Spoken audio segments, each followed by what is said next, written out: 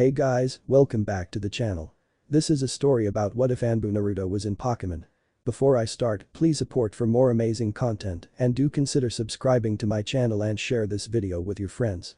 This is written by Lee Evyns and link in description and support writer. Let's start the video. Phoenix Firestorm. Mew gazed curiously at the portal that appeared suddenly in front of him, then looked at his friend Celebi to see what he thought. Not being too surprised to see Celebi go closer for a better look, Mew followed not far behind. The two legendary Pokémon quickly realized that the portal wasn't a rip in the fabric of time and space, but instead one that opened up as a result of something else. Both decided to find out what caused it, neither one wanted anything to damage their home if it could be helped. They had no sooner entered the portal when it disappeared behind them, but that didn't bother them as they knew they would be able to get home without much problem. Once through the portal, the two Pokémon had to fly out of the way in order to avoid being struck by a huge reddish tail. Mew and Celebi both turned their attention to what had nearly sent them flying, only to gaze in shock and stunned surprise at the biggest nine-tailed fox they had ever seen. Thankfully, the giant creature hadn't seen them. The two Pokémon didn't waste any time making themselves invisible, then flew after the fox to see what kind of place this was, not to mention learn more about the dimension they are in.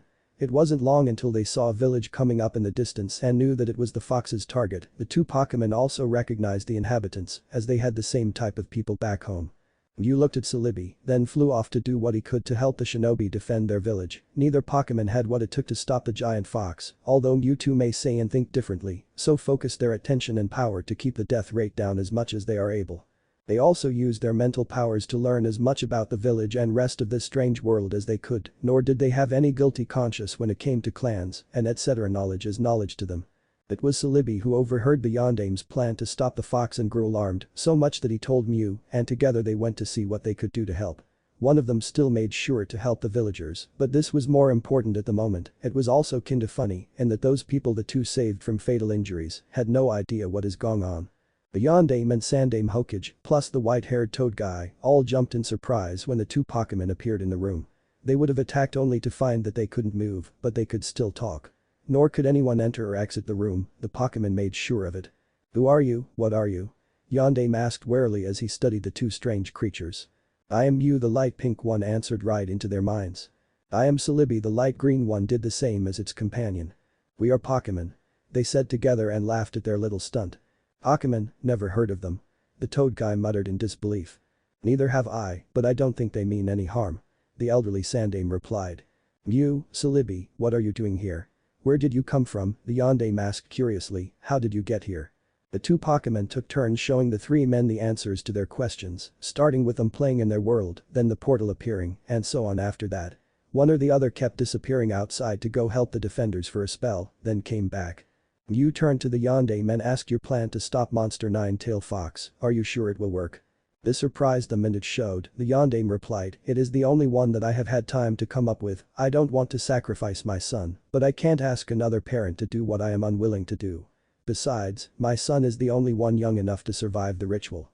I'm pretty sure it will work, it has to, but if you know of anything else that we can do or add to the seal, we would greatly appreciate it. The fact that you have been assisting in keeping the fatality rate down is a blessing."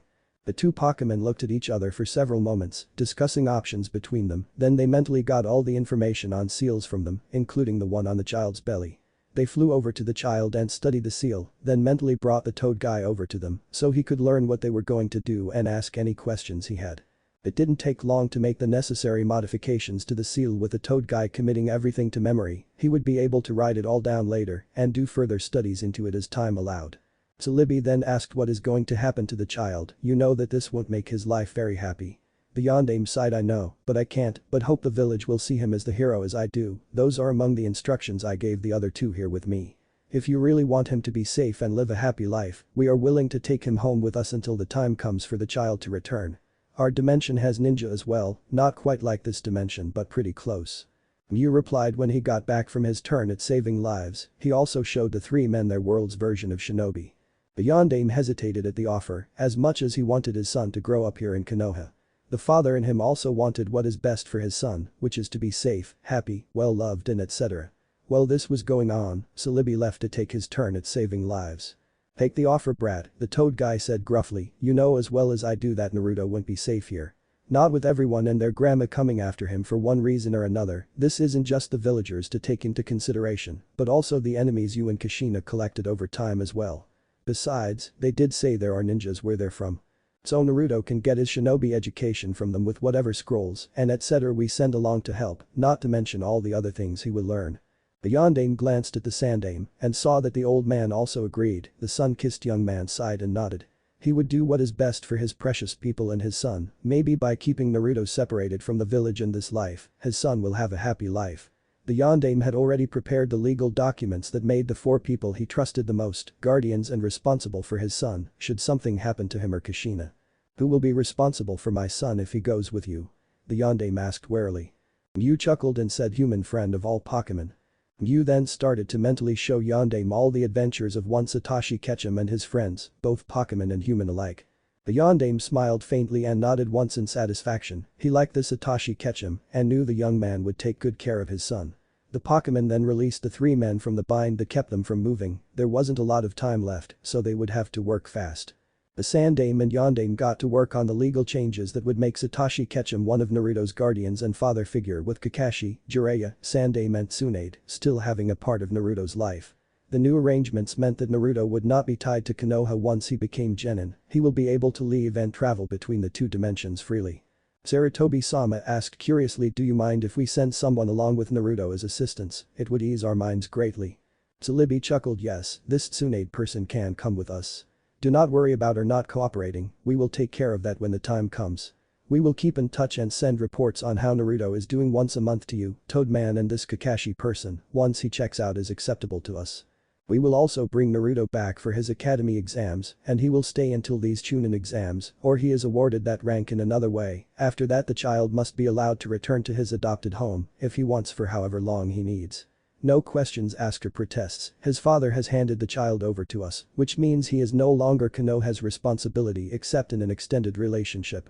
The 3 men nodded in understanding but couldn't say anything as time had run out. The fox was here and the Yondaime had done everything possible to make sure his son would be well cared for. Copies of everything were given to the 2 Pokemon to put on file at their government, plus to give Ash so Naruto. Yondaime did manage to say one last goodbye to his son, putting everything he had and felt into that heart-wrenching moment. Not looking back when he left the room for his final battle and act as the Yondaime Hokage. Sarutobi smiled sadly as he watched Mew and Celebi play with Naruto, Jiraiya, and the 2 Pokemon had checked the seal after Kyuubi had been dealt with to see if it was still secure. Everyone relaxing slightly afterward with relief but continued to stay on guard as they had no idea what would happen after news of the child's existence got out. Mew and Celebi are perfectly capable of keeping Naruto safe, not to mention occupied, while they got everything ready for his departure from this world. Helping them was a fuming but also curious Tsunade. Mew had gone out after the battle and brought the medic back encased in a mental sphere and frozen solid with a glare in her eyes that could destroy mountains. Thankfully she calmed down once everything had been told to her, including her part in this adventure. Shizune, her assistant, was busy sealing things into scrolls Jiraiya had made in abundance. Jiraiya himself had gone to his student's home and packed up a few things there for Naruto to have, mostly stuff from the nursery, but he threw in some pictures and etc. as an added thought. Sarutobi himself couldn't do much to help as he had to look after the village and survivors, so left things in the hands of his capable students while he dealt with the council and idiot clan heads. Thankfully not everyone had it in for the child, just most of them unfortunately. 2 people were always with Naruto, while the others went out and collected up what they needed, which is mostly food and etc. The Pokemon, when not keeping the child occupied, were out exploring the shinobi world. Sarutobi glanced up when he heard the door open, surprised to see Kakashi slip into the room. The elderly man finished what he was doing then put his pen down, folding his hands calmly on top of his desk to see what the young man wanted. What is it, Kakashi? Sarutobi asked curiously. The masked shinobi replied, Hokage-sama, I would like to resign from the anbu and be assigned as one of the caretakers for sensei's legacy, if it is possible that is. I heard rumors that the child is being sent away into hiding for his own safety, that either Jiraiya-sama or Tsunade will be responsible for him. They, along with you, will also be the only ones who will know of his exact location. To everyone else, everything dealing with the child will be a triple S class secret. Now this surprised the elderly man so much that his pipe nearly fell out of his mouth, but he caught it in time. Kakashi wanting to leave anbu didn't surprise him too much, he expected it to happen sooner or later. The other request Kakashi had puzzled him. Sarutobi knew that Naruto would have to be handled differently than most orphans. Why? Sarutobi asked curiously and went into more detail at Kakashi's puzzled expression. Why do you want to be one of Naruto's caretakers? Not that I won't keep you from visiting or anything, Yonde made you one of his guardians on the chance that something would happen to him. Kakashi hesitated briefly, then sat down and leaned forward, resting his forearms on his knees and taking the time to organize his thoughts. Once done, he slowly began to speak. The Hokage didn't say anything or interrupt Kakashi, he just sat at his desk and listened to the young man get everything off his chest.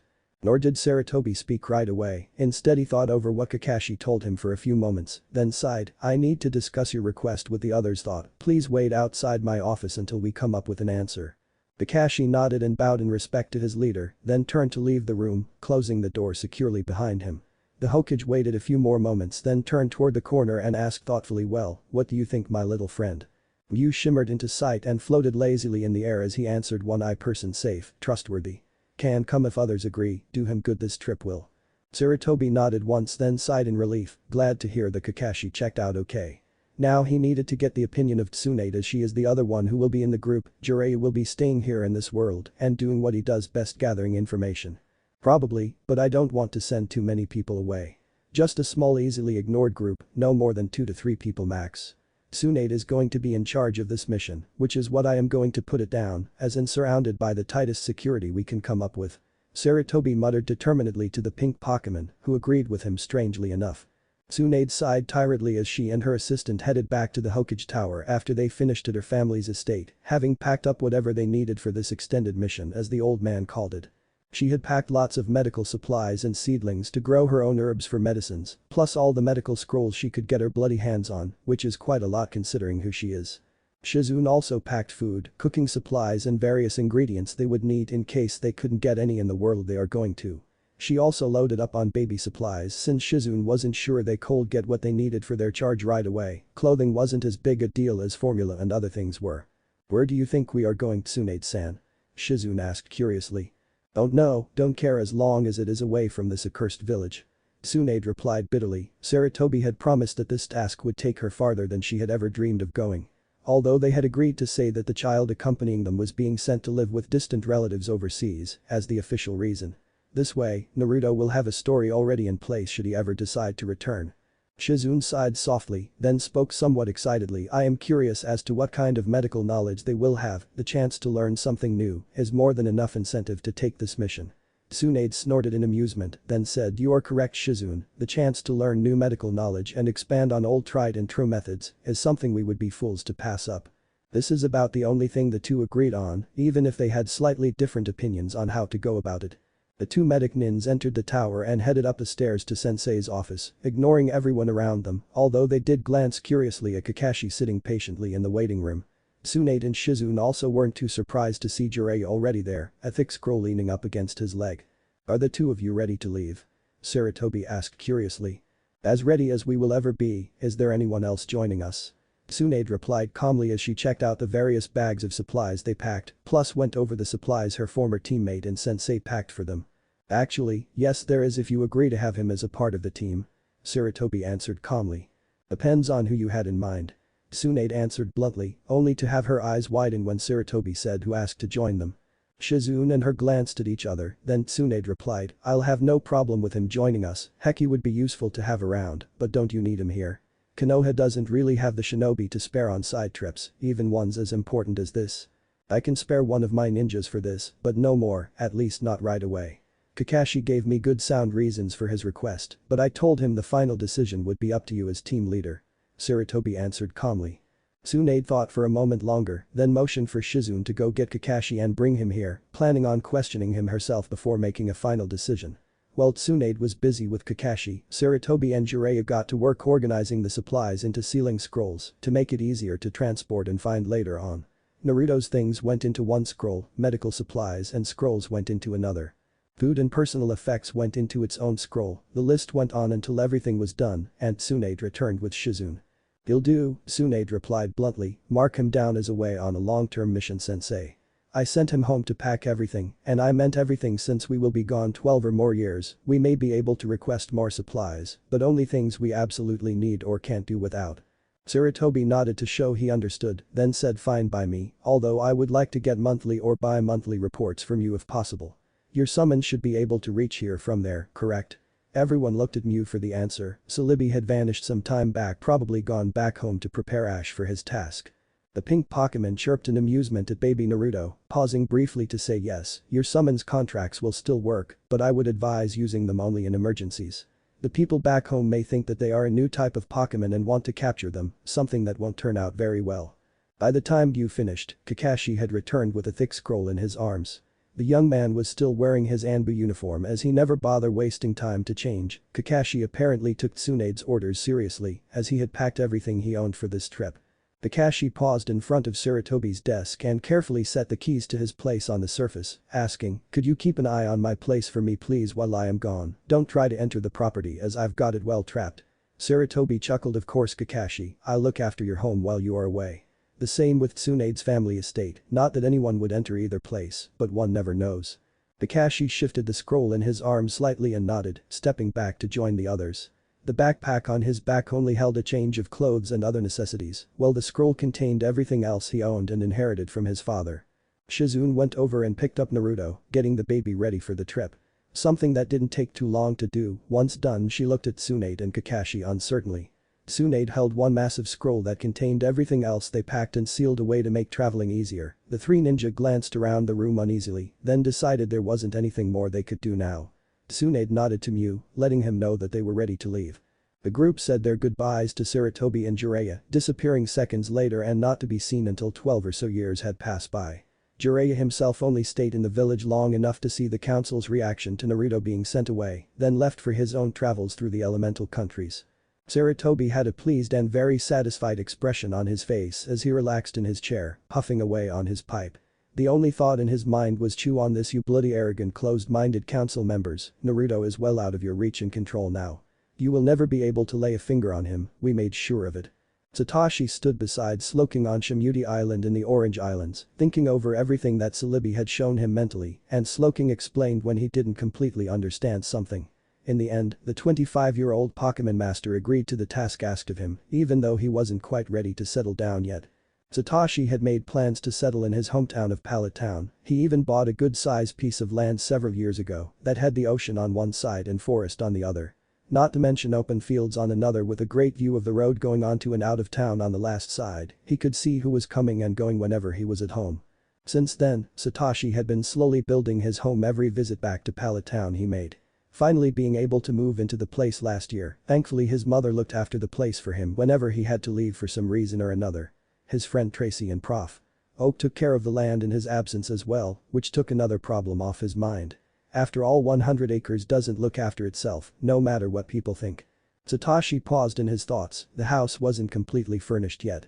He had only focused on the rooms that would be in constant use, like his own suite, the kitchen and other rooms. So that is one thing which will have to be done when they get there, not really able to shop for furniture along the way. He was also thankful that he added extra bedrooms, of course he had only thought they would be guest rooms. Pikachu and Slowking got his attention, looking up to see Mew appear in front of him with 4 people, one of them a baby no more than a few days old at most. Satoshi studied them for several moments, knowing that they were doing the same to him and their surroundings. Finally Satoshi and the woman in front stepped toward each other, holding out a hand to shake in greeting. Hello, welcome to our world. My name is Ash Ketchum, with me is my best friend and first Pokemon Pikachu. Our other friend Slowking and you already know Celebi. Satoshi introduced himself and the Pokemon with him. You'll meet more Pokemon as we travel back to my home in Pallet Town. Thank you, Tsunade answered calmly, my name is Tsunade Senju. With me is my apprentice Shizune and Kakashi Haddock. Kakashi was the student of Naruto's father before his death. He came along to help you raise the child and train him in the ways of the shinobi. Satoshi shook Kakashi's hand and just gazed uneasily down at the bundle in Shizune's arms. Tsunade snickered at this, as the young man looked much like a new father presented with his child for the first time. Shizune smiled to Ash as she carefully handed Naruto to Ash, making sure he had a good hold of the baby before she let go completely. You may want to change his first name, Shizune replied calmly, but it is up to you in the end. Satoshi nodded absently as he was too focused on the bundle in his arms. He gazed down at Naruto's small face for several moments before he said anything else. Finally asking thoughtfully what is his name and what does it mean. Kakashi answered his name is Naruto Uzumaki. He was given his mother's last name to help hid him from his father's enemies. Depending on the kanji, Naruto means either fish cake or maelstrom, while Uzumaki means whirlpool. Satoshi nodded thoughtfully as he absorbed the information, glancing at Pikachu who had climbed up to perch on his arm and gazed curiously at Naruto. Finally asking, well Pikachu, what do you think? Want to help me with my son and future Pokemon master? Pikachu just looked at him as if to say what, if you think I am going to be left out of this, then you are nuts. The electric mouse kept quiet as to not wake the baby, but looking forward to teaching the newest Ketchum about Pokemon. Satoshi thought some more before saying I don't want to change his name too much, as it is all he has left of his parents, the last name will be Ketchum of course, which will hit him just as well as any other name. He paused to think for a moment before he continued Orurelius, which means golden plus Azariah, which means aided by Jehovah, so his name will be Orurelius Naruto Azariah Ketchum, meaning golden maelstrom aided by Jehovah. Tsunade chuckled, now that is a powerful name, let's hope he lives up to it and doesn't get overpowered by it. Kakashi snorted, I wouldn't worry too much Lady Tsunade, if he is anything like sensei, then he will do fine, probably leave his old man in his dust, if my instincts are to be trusted, and they usually are. Tsunade turned her gaze back on Satoshi and Orurelius, thinking privately that Kakashi could very well be correct, but there was no way she would bet on something like this, absolutely positive no way, not for all the sake in the world. Alright. I need some help with deciding which starting Pokemon each team should have. Phoenix Firestorm. Sarutobi sighed tiredly as he sat back in his chair, almost hidden by the stacks of paperwork on the desk in front of him. It had been 3 years since Tsunade and company left with Orurelius, and the council is still harping about it, but Sarutobi refused to budge on the subject. As far as they knew, Naruto Uzumaki was sent to distant relatives who live on the other side of the ocean and is not coming back. Sarutobi told the council that he knew nothing other than the child had arrived safely and has settled in nicely with his adoptive family, learning the family business from his new father in preparation of the time when he is old enough to actually join the business instead of running errands. Nor would he say anything more on the subject, unfortunately that didn't stop them from trying. As for Tsunade and Shizune, he just said that she decided to go on a medical journey, which is true in a way. Sarutobi was just glad that they accepted the reason and thought nothing more of it, there were other things that required their meddlesome interference more. Kakashi happened to be a little more difficult, but he managed it, all Sarutobi said is that the Yondaime assigned him a mission, but the fox kept the young man from his departure until after the crisis was over. Sarutobi didn't stop him as he had no idea what the Yondaime sent Kakashi on, which is a little white lie on his part. He admitted that part of Kakashi's orders were not to come back until it had been completed, no questions asked. Sarutobi frowned thoughtfully as he thought about the group, there have been some unexpected complications that arose over time, but a solution was found for every situation. One problem actually was time related to begin with, they never considered how fast time went over there. As every month that passes by here in their universe, 2 months went by over in the Pokemon universe. This problem appeared when Tsunade sent her first monthly report plus gifts, only to find out that just a few days had gone past here and not a full month like it had over there. So they just decided to send reports every 2 months there, which would still mean once a month here, it could be very confusing to keep straight if one isn't careful. The Sandaime chuckled softly as he reached forward and picked up a framed photo of the group, the passage of time could also be a blessing in disguise and very useful. No one would recognize Naruto as Orurelius and vice versa when the child eventually returned for the Genin exams in a few years. Sarutobi paused briefly to figure out the exact time and knew it would probably be 3 or so more years. Mainly because for every year that went by here, 2 years would have gone by in the Pokemon universe. Heck, he might as well register Naruto under his new name instead of his old. This way it will be harder to figure out the truth about the child. In fact, the only way that will happen is if something should happen to reveal the containment seal which kept the fox caged, or if Naruto's facial marks were discovered. The Sandaime smiled as he gazed down at the photo in his hand fondly, pleased to see Naruto happy and loved. The 3-year-old child sat on the lap of his foster aunt Kasumi, with his foster uncle Takeshi on one side and father Satoshi on the other. Sitting on Naruto's lap was his first Pokemon, a creature called Jigglypuff named Melody, which was mainly because of its soothing singing ability.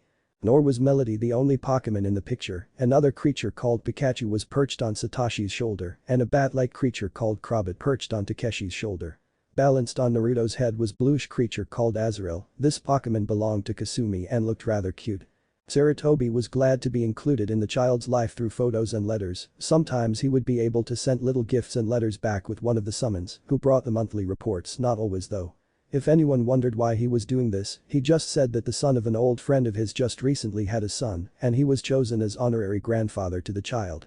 Which would explain why he had photos scattered around his office and home, not to mention a few other things.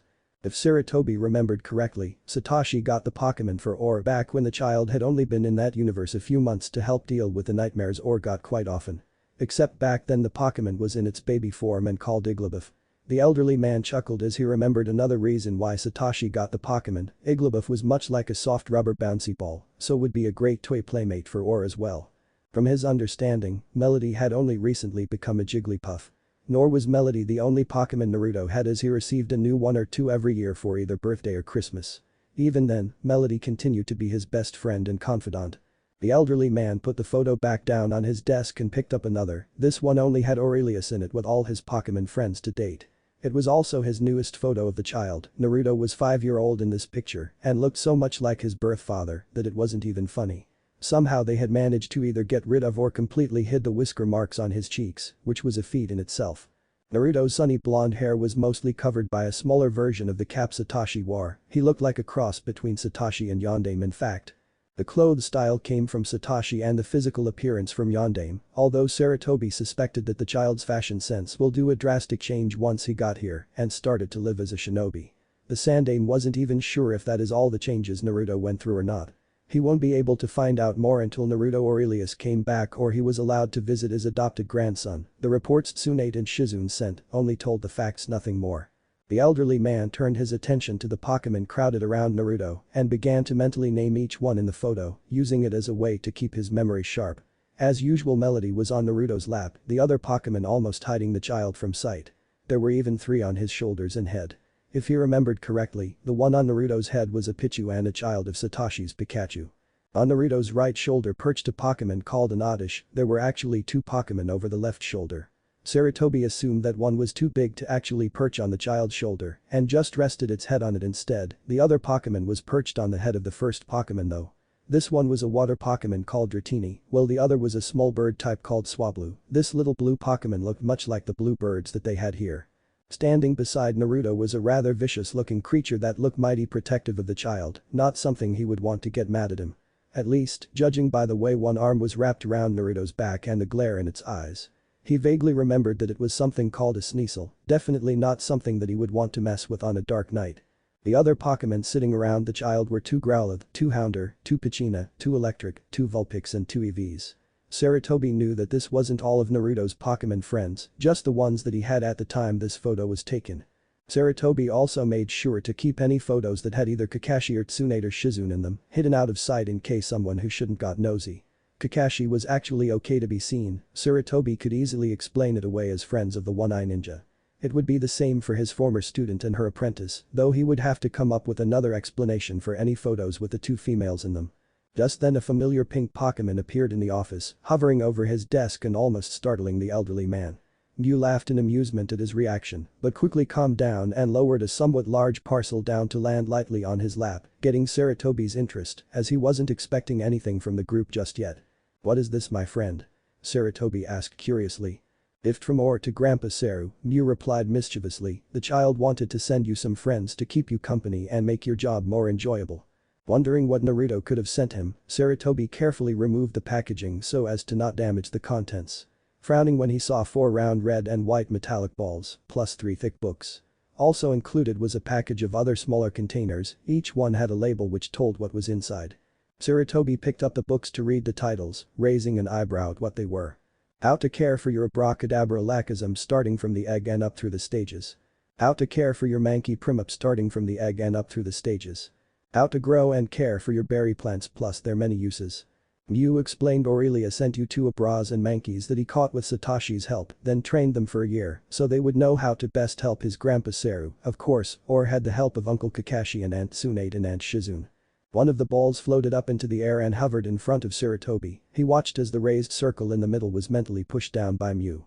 There was a flash of light after the ball opened and shot out to hit the floor beside his chair. Sarutobi watched as the light slowly took the form of a strange creature colored different shades of brown. This is a psychic Pokemon called Abra, of course you can give it a nickname if you want. This Abra is a young male while the other is a young female, or sent you one of each on the chance that you wanted to breed them, but it is ultimately up to you and them. If you do, then the children and descendants are to stay within in your clan, the Sarutobi clan. They may even change slightly and adapt to the different environment and etc. It is hard to say for sure, so it would be wise to keep notes of any chances and etc. concerning each new generation that is born here. We aren't bringing too many of our fellow Pokémon over to this dimension, just those who volunteer and/or are captured by a trainer. Or, Kakashi, Tsunade and Shizune will be the only trainers from here. At least for now they will be, things may or may not change in the coming days.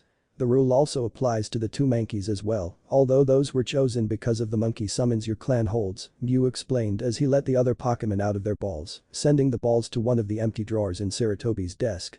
The Sandame Hokage chuckled at that and mused that Or would choose monkey-like Pokémon to become the newest members of his clan. The two Abras are welcomed of course, as they will be a great help to him here in the office with his work. Although it is ultimately up to them if they want to help him with the running of the village, either way things will definitely be interesting over the coming days. Mew stuck around long enough to answer any questions Saratobi may or may not have had, plus to make sure the Pokémon and the elderly ninja were going to be alright together, then he left for home. Satoshi paused in his battle against Kakashi and turned toward the large house. The silver-haired ninja hadn't caught any Pokémon of his own as of yet. Although he did have a Totodile, one of the offspring from Satoshi's own Totodile. Takeshi gave Tsunade two of the offspring from his own Chansey, Shizune got partnered with one of the offspring from Satoshi's own Bulbasaur and Chikorita. Where are you? I'm home from Grandma's place. Came his son's voice from inside the house. Satoshi chuckled and turned toward his friend. Looks like our match will have to continue later, we need to go find Or before he tears the place apart looking for us. Kakashi smiled, barely visible from behind his mask. His Totodile, which he named Obito after his deceased friend and teammate, jumped about excitedly beside him. True, besides I need to finish getting ready for our trip. I suspect that Tsunade-sama and Shizune are all ready to go, so it would be best to not keep them waiting too long. Kakashi replied as he headed for the back porch.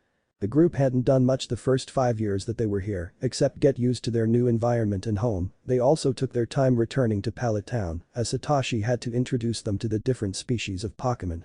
Not to mention the Pokémon centers and Nurse Joy, the different gyms, the individual professors in charge of certain areas of the world, and etc. All in all, the group took roughly a year. Once they had arrived back at Pallet Town, he introduced the group and his new son to Hanako Ketchum and Prof. Oak. Of course his mom took to Orurelius like a fly would to sugar and practically doted on her new grandson, likewise with Prof. Oak and the willing students he found in Tsunade, Shizune and Kakashi. The two medics absorbed everything they learned about Pokémon and the medical field as a whole, especially in how useful Pokémon could be in healing and caring for others. Which is why Tsunade had two Chanseys that she raised from their baby form of Happiny. Kakashi, on the other hand, took longer to convince, but was easily rectified once he witnessed just how good Pokémon were as sparring opponents and partners in battles. In fact, if Kakashi wasn't busy working on his own training with or without Pokémon, then he was usually training Orurelius. So far his son has mastered the academy techniques, although one did give him a little difficulty. Orurelius wasn't the only student Kakashi had either, all of his son Pokémon attended the lessons as well and trained alongside Or. They had also gotten the surprise of their lives when Or's Pokémon discovered that they could use chakra as well, not to the extent that humans could of course but to supplement their other abilities. Pokémon had no need for chakra-powered techniques when they had their own powerful variety of talents, of course, that didn't stop them from using chakra to increase their strength and power of their talents. Satoshi was so wrapped up in his thoughts that he didn't see the yellow blur rocket toward him, knocking him nearly to the ground, but he managed to regain his balance and just stagger back a few steps. Kakashi, somehow, had managed to avoid a collision and smirked at him from behind his mask. "Whoa there Slugger," Satoshi asked, "I'm glad to see you too, but what's the rush? Did you have fun at Grandma's place?" "Yep, Mr. Mime and I had lots of fun. He let me help weed Grandma's herb garden, showing me what was good and what was bad. The bad plants got removed and put into the compost bin, then we went inside and helped Grandma with her baking. I learned how to make biscuits, blueberry bran muffins and strawberry tarts." Orurelius chirped excitedly as he looked up at his father with a bright smile. Satoshi chuckled, "Sounds like you had fun, hope you didn't spoil your supper with all the sweets you ate." "Nope, I only had 2 biscuits, 1 muffin and 1 tart. Grandma let me bring most of them home for our trip, packing everything securely so nothing will happen to them," his son answered proudly. "Good, now are you all packed for the trip? Remember we are leaving early tomorrow morning, so it's off to bed early to get enough sleep. Have you decided which 4 Pokémon that will come with you?" Satoshi asked as both father and son headed into the house. "Almost," Orurelius answered thoughtfully, "could you double check my backpack to see if I packed what is really needed? As for which of my friends that are coming, it is a hard choice as they all want to come. Melody is one of the 4, but not sure about the rest." Well, hopefully no fights will break out among your Pokémon. As for checking your backpack, I'll do that before bed tonight. Your shinobi gear will be sealed into scrolls and only used while you train. You are allowed some weapons of course, but only what Kakashi permits. Satoshi replied once they entered the kitchen. Kakashi went upstairs to his room so he could finish some last-minute packing. Tsunade and Shizune won't be home until much later, which is alright as it's not going to take them very long to pack what they needed. All three of them were heading out on their Pokémon journey. Kakashi will be aiming for the gym leaders in League. The women are continuing their medical journey by visiting all the Pokémon centers and etc. Satoshi is just going along as guide and leader of the group in case something happened that they didn't understand or know how to deal with. Orurelius is coming with them as a part of his shinobi training. After all, he couldn't very well continue it while his teachers are gone for a year or so. Satoshi also considered the trip as time to spend with his son, camping out and being a family. Of course, they will be stopping to visit with his friends Takeshi and Kasumi, plus all the other friends he made over his travels. Takeshi hadn't seen Orurelius since he was 3, while Kasumi saw his son last year during that cruise they all went on, which is also the last time Takeshi could get away for a bit of vacation time. So both came to Pallet town for a surprise visit, although they ended up being surprised when his son was introduced to them. Satoshi did keep in touch with everyone over the years, and everyone did get together to visit whenever time, not to forget their schedules allowed. So far though, only his oldest and closest friends knew about Orurelius. He hadn't been able to contact Haruka or Hikari about the new addition to his family. Satoshi did leave a message with Masato, Haruka's little brother, for her to call him when she got a chance. Satoshi did the same for Hikari, except he left a message with her mother. The young man chuckled as he imagined the looks on the girls' faces once they learned about his son. It would be hilarious to see, and definitely something Satoshi wanted to get on film. He glanced at Orurelius and smiled, glad to see the little boy setting the table for supper. Once he got that chore done, Or will then move over to the breakfast bar and work on his homework. Orurelius was of the age to start school, but Satoshi decided to homeschool his son instead. Getting the help of his mother, Prof. Oak and a few other family friends. He didn't want to overload his son too much, what with school and his shinobi training to get through each day. Or didn't seem to mind too much, about the only thing that his son missed his friends the same age as him. Pallet town wasn't all that big of a place, so there weren't a lot of kids for Orurelius to play with. Most of the younger generation were either too young or older than him and getting ready to begin their own Pokémon journey, so Orurelius usually ends up running wild through the forests and fields, playing with the wild Pokémon who lived in and around Pallet town. Satoshi snorted softly as he worked on supper. Thankfully all of his mom's and Takeshi's hard work paid off and he finally learned how to cook without any destruction or deaths. Orurelius did have a few friends in the kids his age, Shigeru's twin boys and Kenji's twin girls. Satoshi couldn't help but chuckle as the rivalry between him and Shigeru had also transferred to their children. It wasn't anything serious or harmful to the boys, thankfully. Kakashi closed the door to his suite behind him, chuckling as Obito ran across the room to the section of the room that was his. Each member of their group had a good-size office-sitting room, a bedroom with attached bathroom and spacious closet. Although Naruto's room was the biggest as most of the child's Pokémon slept with him, not in the same bed but their own personalized beds. Satoshi's house also wasn't a huge one, large yes, but not huge like most he had seen over the years. It had 5 floors, counting the basement and attic. The kitchen and living areas were on the main floor, while the bedrooms are on the second and third floors. The game, fitness gym, weight room, media and storage rooms were in the basement. It's where the group spent most of their time relaxing when not working on other things. At least, whenever the weather wasn't cooperating outside. Shizune, Tsunade and his own rooms were on the 3rd floor. Satoshi and Naruto's rooms were on the 2nd floor, along with most of their Pokémon. Of course, the guest suites are also on the 2nd and 3rd floors. Mrs. Ketchum, or Hanako as she preferred to be called, had her own suite on the 2nd floor for whenever she visited, which was quite often. Kakashi sighed as he gazed around the room fondly. He was going to miss this place when they finally went home. He had a lot of good memories of the years spent in this world, just like he had made a lot of friends. The silver-haired nin smiled at his Pokémon friend, glad that Obito will be going with him.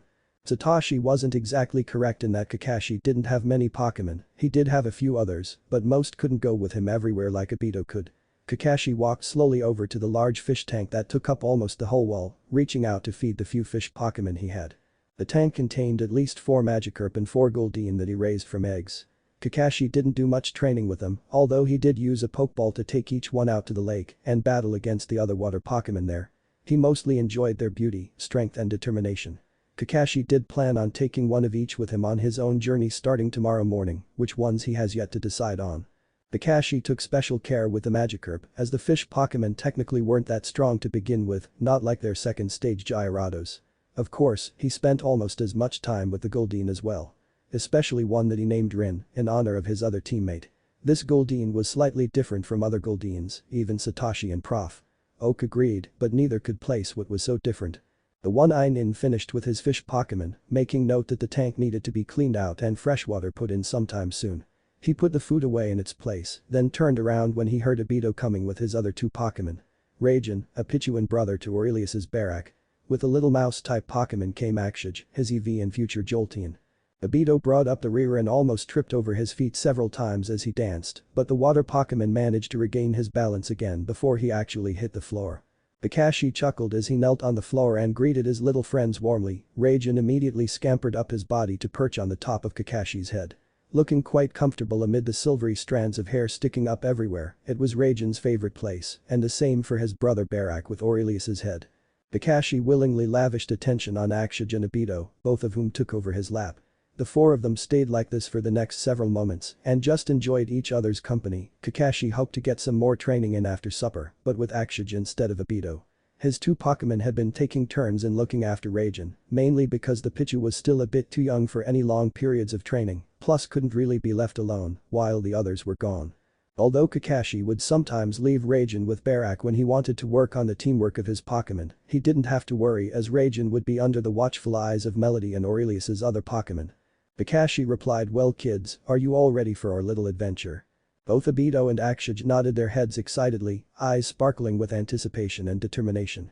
While the two Pokemon were enjoying their time with him, Kakashi took the opportunity to give each a careful examination. He learned enough about Pokemon medical care to keep his friends healthy and treat minor injuries, plus any illnesses they might get. Anything more serious needed to be looked after by the professionals at the Pokemon centers. Once done, Kakashi gathered the Pokemon in his arms and got to his feet. The group headed for the bedroom to finish what preparations that remained before the trip tomorrow, which wasn't a lot considering most of his stuff was in storage scrolls and kept in the various slots of his vest. The backpack only contained what he and his Pokemon team would need on a daily basis, camping gear and etc. Kakashi had also been spending money by doing odd jobs for Prof. Oak and Mrs. Ketchum, not a lot but it helped quite a bit in the long run. He also never would have thought that the skills he learned and used as a ninja would be of any use over here other than teaching Naruto what he normally would learn at the academy. When it came to Naruto's shinobi training, Kakashi himself looked after the physical aspects like taijutsu and etc. Tsunade taught Naruto the classroom stuff like history and etc. as best she could. Shizune looked after what was left like medical care and etc. Thankfully they had all the scrolls that they remembered to bring with them. The three of them had sat down not long after they got here and planned out who was going to look after which part of Naruto's shinobi education. Kakashi, Tsunade and Shizune were all quite pleased with how Naruto's training is coming along. Kakashi himself could hardly wait until they got back home and Orurelius was able to strut his stuff among his peers. It would definitely be something to see when it came exam time. It also made him curious as to what kind of team Naruto would be on in the future, not to mention who his teammates would be. The time difference between the two dimensions also made it difficult to be positive. It took him some time after arriving here just to keep things straight in his head. Kakashi paused briefly in double-checking his backpack, a surprised expression on his face. Their original plan was to go back on Naruto's 12th year, maybe a little sooner, but because of the time difference between the two places. Naruto may be 12 here, but he would only be 6 or 7 back home. Hokage-sama probably already realized this problem and was busy working on a solution, although he would have to check with Tsunade-sama later on tonight to see if she knew of the situation. Shizune glanced up at the time, eyes widening when she saw how late it was. The young woman finished the task she had been doing, then began to clean up her workstation before heading off to speak to her master. Shizune's two Pokemon, a Bulbasaur named Natsuko and a Chikorita named Kahana, followed close behind her. Unlike Kakashi, she didn't have as much time to train or battle with her Pokemon friends as she would have liked, but they tried to fit in training whenever they had any amount of free time. Shizune wasn't really complaining. The medical field over here is absolutely fascinating, whether it be for Pokemon or human. So it was no wonder that all her time was focused on learning as much as she could before they went home, if they even went home again. Shizune knew her master and how the older woman felt about Konoha, although it wasn't as bad as it could have been. "Tsunade-sama," Shizune called out as she entered the main lab, "It's time to wrap things up for the day. By the time we get to the house, supper will be ready." The young woman found her master in a corner of the lab, working on her latest project, seeing if healing jutsus work on Pokemon. So far there haven't been any complications, but it was really too soon to tell yet despite being in this dimension for close to 3 years, their time. Tsunade finished whatever she had been writing down, then began to reread it to be sure nothing had been forgotten. This was only rough notes anyway. She'll take the time to write everything up into good copies before they headed home, at least that was the vague idea.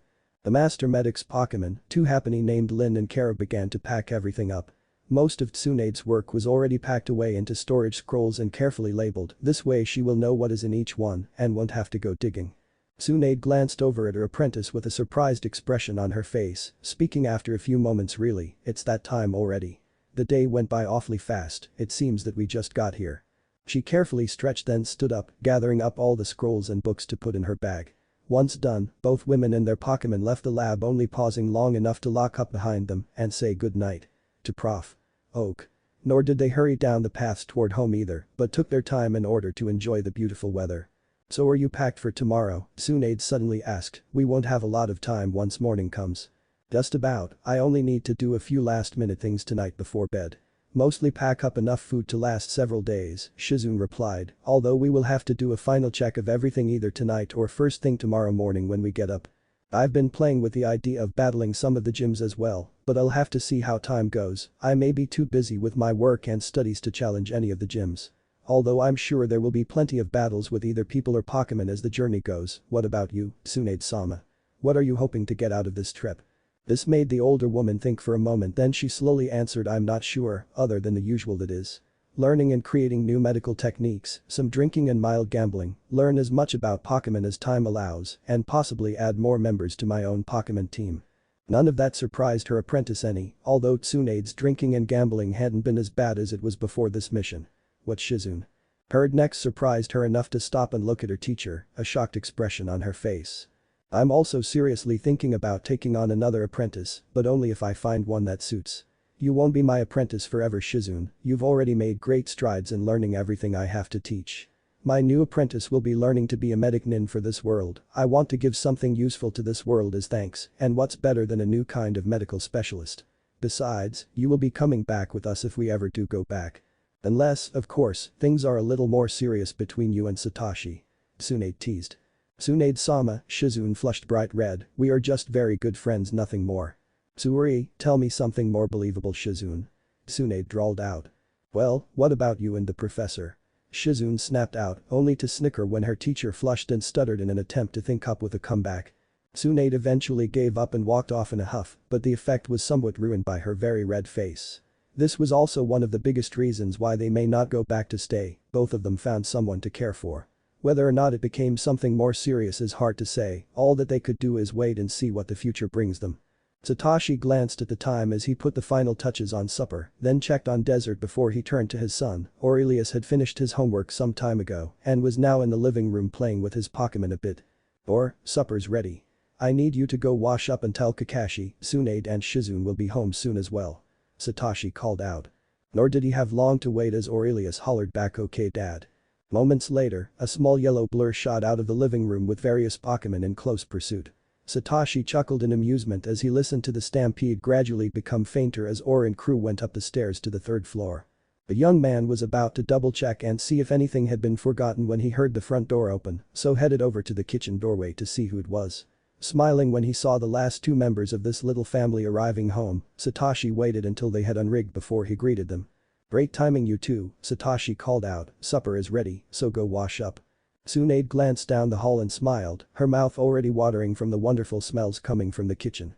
Shizune replied, thanks Satoshi, we'll be there shortly. Where is everyone else? Satoshi chuckled, I already sent Or upstairs to wash up and get Kakashi, they should be down shortly. The 2 women nodded then headed upstairs to their rooms to do the same, their Pokemon right behind them.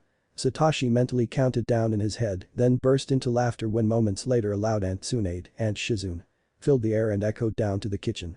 The yell was quickly followed by "Off, wait until I empty my arms Gaki." "Hello Or-chan, how was your day?" came Shizune's voice faintly. His son's answer was too low to reach the 1st floor and kitchen, so Satoshi just left things alone for now. There will be enough chatter during supper anyway, everyone will be distracted and busy afterward as they finish their preparations for the trip tomorrow. Orurelius put his silverware down on his plate and finished the last mouthful of water in his glass, then turned to his father and asked politely, may I be excused dad? Satoshi glanced over at his son, then checked to see if he had really cleaned his plate, or normally did, but he was a typical kid and there were some things his son just didn't like. "Alright son, you may be excused. Head up to your room and I'll be up shortly to help you finish packing." Satoshi replied calmly, chuckling at the big smile he got from the little boy. Or wasn't long in leaving the table and dashing out of the dining room, his Pokemon charging after him as they had finished their supper around the same time as him. The adults stayed where they were at the table, mostly to just enjoy the pasenquiet before they had to get at the supper chores. Tsunade and Shizune were responsible for the supper dishes since Itachi cooked the food, Kakashi looked after the breakfast dishes, while lunch was a self-serve concept. The only supper chore Orurelius had was to set the table, more chores will be assigned him as he got older. "I don't know who is looking forward to this trip more," Satoshi laughed as he listened to his son's footsteps overhead. "Orurelius, or the three of you?" "I think we are all equally excited for the trip in our own ways," Tsunade answered calmly as she enjoyed her after-dinner cup of sake. "We each have our own goals and reasons for this trip. My reasons are purely medical and curiosity, well I have learned lots here in Pallet Town. There is still plenty more to see and learn about in other places, not just about Pokemon medicine, but also human medicine." Shizune is the same, but her research is based around different poisons and their cures. She also wants to attempt the gyms and League if time allows it. Kakashi on the other hand, wants to see how well the training with his Pokemon went and if he learned his lessons, so is challenging the gym leaders then the Elite Four at the end. There isn't much to worry about on that topic, all three of you will have plenty of opportunities to train and battle as the trip goes along. Both with other trainers and wild Pokemon, Satoshi reassured them, especially if Team Rocket decides to cause trouble again. "I could never get away from one group of them, they showed up no matter where I went. Although last I heard, that team had decided to go straight and settle down. I think they got married and had a kid or two, not totally sure really. Well, if we do run into Team Rocket or whatever it is called, we can send them packing easily enough, we do have the skills to fight crime in one aspect. Our shinobi skills need to be kept sharp somehow, but we still need to be careful of just how much of it we show.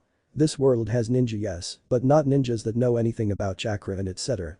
Although if I understand things correctly, one of the gym leaders is a ninja. So that will be one time where we don't have to be as careful, it will be nice to discuss the differences between the two types of shinobi." Tsunade replied absently as she went over the lists and etc. for the trip. "You mean Koga, the gym leader of Fuchsia City's gym. He's the only ninja master that I know of, although I have run into other martial artists in my travels. I think his daughter runs the gym now, Koga has moved up to become a member of the Elite Four. So you won't actually get to meet him until you make it to the league, if you make it that far, and I'm pretty sure you will." Orurelius opened the door to his room and stood to one side so all his Pokemon could enter the room, then entered himself and closed the door behind him.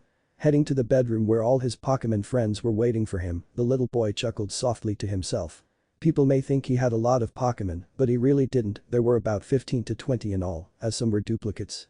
So far he had a Jigglypuff that he named Melody, it being his first Pokemon, so was really special to him. He also had an Oddish, and Pichu named Barak, a Dratini named Harmony, a Swablu named Shaoking, a Sneasel named Kijero, 2 Growlithes named Abeana and Shikia, 2 Houndour named Athieno and Ahalia, 2 Pachina named Orpheus and Layla, 2 Electric named Adhira and Rod, 2 EVs named Nineveh, who is training to become a Vaporeon and Domini, who is training to become a Jolteon. 2 Vulpix named Kurama and Caillou, with 4 Magikarp named Saphira, Azura, Varin and Cordelia, being the last ones on the list. "Okay gang," the little boy called out in a serious voice, front and center. "We need to decide who is coming with me tomorrow, I'm only allowed to bring 4 of you. Dad said that Barak doesn't count as he is a baby and probably won't stay in his Pokeball anyway, but still. I've made up my mind that Melody and Harmony will be coming, which leaves 2 spots empty. I would like to have all the elements covered, but that won't be possible with just 4 of you, Harmony has the water element covered and Melody is my normal one." While all the Pokemon discussed things among themselves, or headed over to the 2 huge water tanks on the opposite side of his room to look after his water Pokemon. One of the tanks held Harmony, his Dratini that Aunt Kasumi helped him to catch last year while on that family cruise. Actually, he had found the Pokemon and made friends with it while waiting for his family. They had a great time playing games and having a lot of fun, so much so that he didn't want to leave his new friend, so Aunt Kasumi paired up with him to catch it with Harmony's agreement of course. This would have been his 4th or 5th attempt at battling another Pokemon, the family Pokemon don't really count as he grew up with them. Orurelius carefully climbed up the short stepladder that was attached to the side of Harmony's tank and put his arms over the edge, focusing on measuring and pouring the right amount of food into the dish attached to the inside of the tank. "There you go Harmony," Or chirped excitedly, "eat up, then got lots of sleep for the adventure tomorrow." Harmony swam to the surface and gently nudged Or's chin with the top of her head before she sang out softly in eagerness, then turned her attention to supper. Orurelius stayed for a few moments to watch his friend eat, gently rubbing a hand along the Dratini's long narrow body. There have been a few times when he got in trouble for climbing right into Harmony's tank so he could play with her instead of using a pokeball and taking her outside to play, but Dad never stayed mad at him for long as he usually burst into laughter at the sight of both son and Pokemon together in a tank of water. Once Or had spent enough time with Harmony, he wiped the water off his hands and climbed back down the stepladder to the floor. The little boy then headed over to the other tank of water and did the same thing again, this time he was feeding his Magikarp their supper. These Pokemon he did catch without any help, Dad had him practice battling and catching Mimiikar since he first showed an interest in Pokemon as a career. These Magikarp were the ones he was allowed to keep out of all the ones he successfully caught, or even named the 4 Pokemon after he had watched them closely for some time. Keeping in mind the fact that they would eventually move into their second stage and become Gyarados when he thought of their names. "Hey there guys, supper time, so come and eat." Or called out once he got to the top of the tank with their food. It wasn't long until 4 Rangy red bodies broke through the water's surface, then swam over to their friend and trainer. The leader Saphira greeted him with a squirt of water to the face, causing him to sputter for a moment, then he scowled at her. "Behave Saphira, I know you and the others want to come, but you will just have to wait your turn like all the others. If I could, I would bring all of my Pokemon, but Dad is only letting me take 4. Orurelius scolded her sternly, at least trying to look serious with his face scrunched up like it is. Of the 4, Saphira is the strongest and closest to becoming a Gyarados. The second strongest and probably the sneakiest is Azura, she was also the most unusual as her scales had a slight hint of bluish coloring to them. No one would have noticed if they hadn't studied her under the right kind of light, something he had done for hours under all kinds of lighting. Next was Varin, the only male in the group, not to mention the fastest and most agile swimmer. Even when he leaped out of the water, Varin could twist his small body into the most impossible angles, and Or lost count of the number of times he felt the business end of Varin's tail. It didn't matter if it was the tail itself or Varin's use of said tail to hit something back at him, most times a pokeball or one of the soft rubber balls he gave them to play with. Last, but never least, came Cordelia. The smallest and aptly named Jewel of the Sea, simply because of how her scales glittered and shone in the light. Cord is also, strangely enough, the most protective of him. Which is why he had the uneasy feeling that she will become a Gyarados before Saphira and the others, just for the reason that she will be better able to protect him. By the time Or finished feeding and spending time with his water Pokemon, it was almost time for bed, and his other Pokemon had finally decided who will go with him tomorrow. He had heard them discussing it amongst themselves rather intently, thankful that no fights had broken out in the process. Orurelius put the food away, then turned toward his Pokemon friends, curious to know what they decided. So he moved over to his bed and sat down, chuckling softly when Melody jumped up onto his lap. "Okay, who is going to come with us tomorrow?" Or asked curiously as he rubbed the top of Melody's head. The child wasn't surprised when Kajero stepped forward, the Sneasel had always been protective of him. Ever since he had found the Pokemon injured in the forest and protected it from the other wild Pokemon, going so far as to take a few blows for the Sneasel. His actions so surprised and shocked the wild Sneasel that the Pokemon followed him home, once healed enough to move, taking on the position of protector to keep him safe as thanks. Aurelius's eyebrows went up when both Kurama and Abeana stepped forward to join Kajero. The 2 Pokemon glanced at each other uneasily, then at him, as if to say we couldn't make up our minds on which one. The child frowned uncertainly, not sure what to do about the situation. This is also what Satoshi found when he came to help Orurelius get ready for bed. The young man listened intently as his son explained things to him, then began to chuckle. "It's okay son, I wasn't expecting you to completely stick to that limit. The fact that you actually tried is enough. This isn't your Pokemon journey, but a family trip, so you don't have to focus on the rules that apply to new trainers. So who have you chosen for your team? I know about Melody and Barak." Satoshi reassured his son. Or smiled in relief, then answered, "My friends and I decided that Melody, Harmony, Kajero, now Kurama and Abeana. My Magikarp are pouting because they can't come, at least Saphira is." Satoshi came over and sat down beside his son, thinking things over before he said anything. Finally he spoke thoughtfully, "Not counting Barak, that makes 5 Pokemon on your team. Breaking it down further, you have Harmony for the water type, Kurama and Abeana for the fire type, Barak for the electric type as he gets older and stronger. Kajero has the darkness type covered, Melody has the normal type looked after.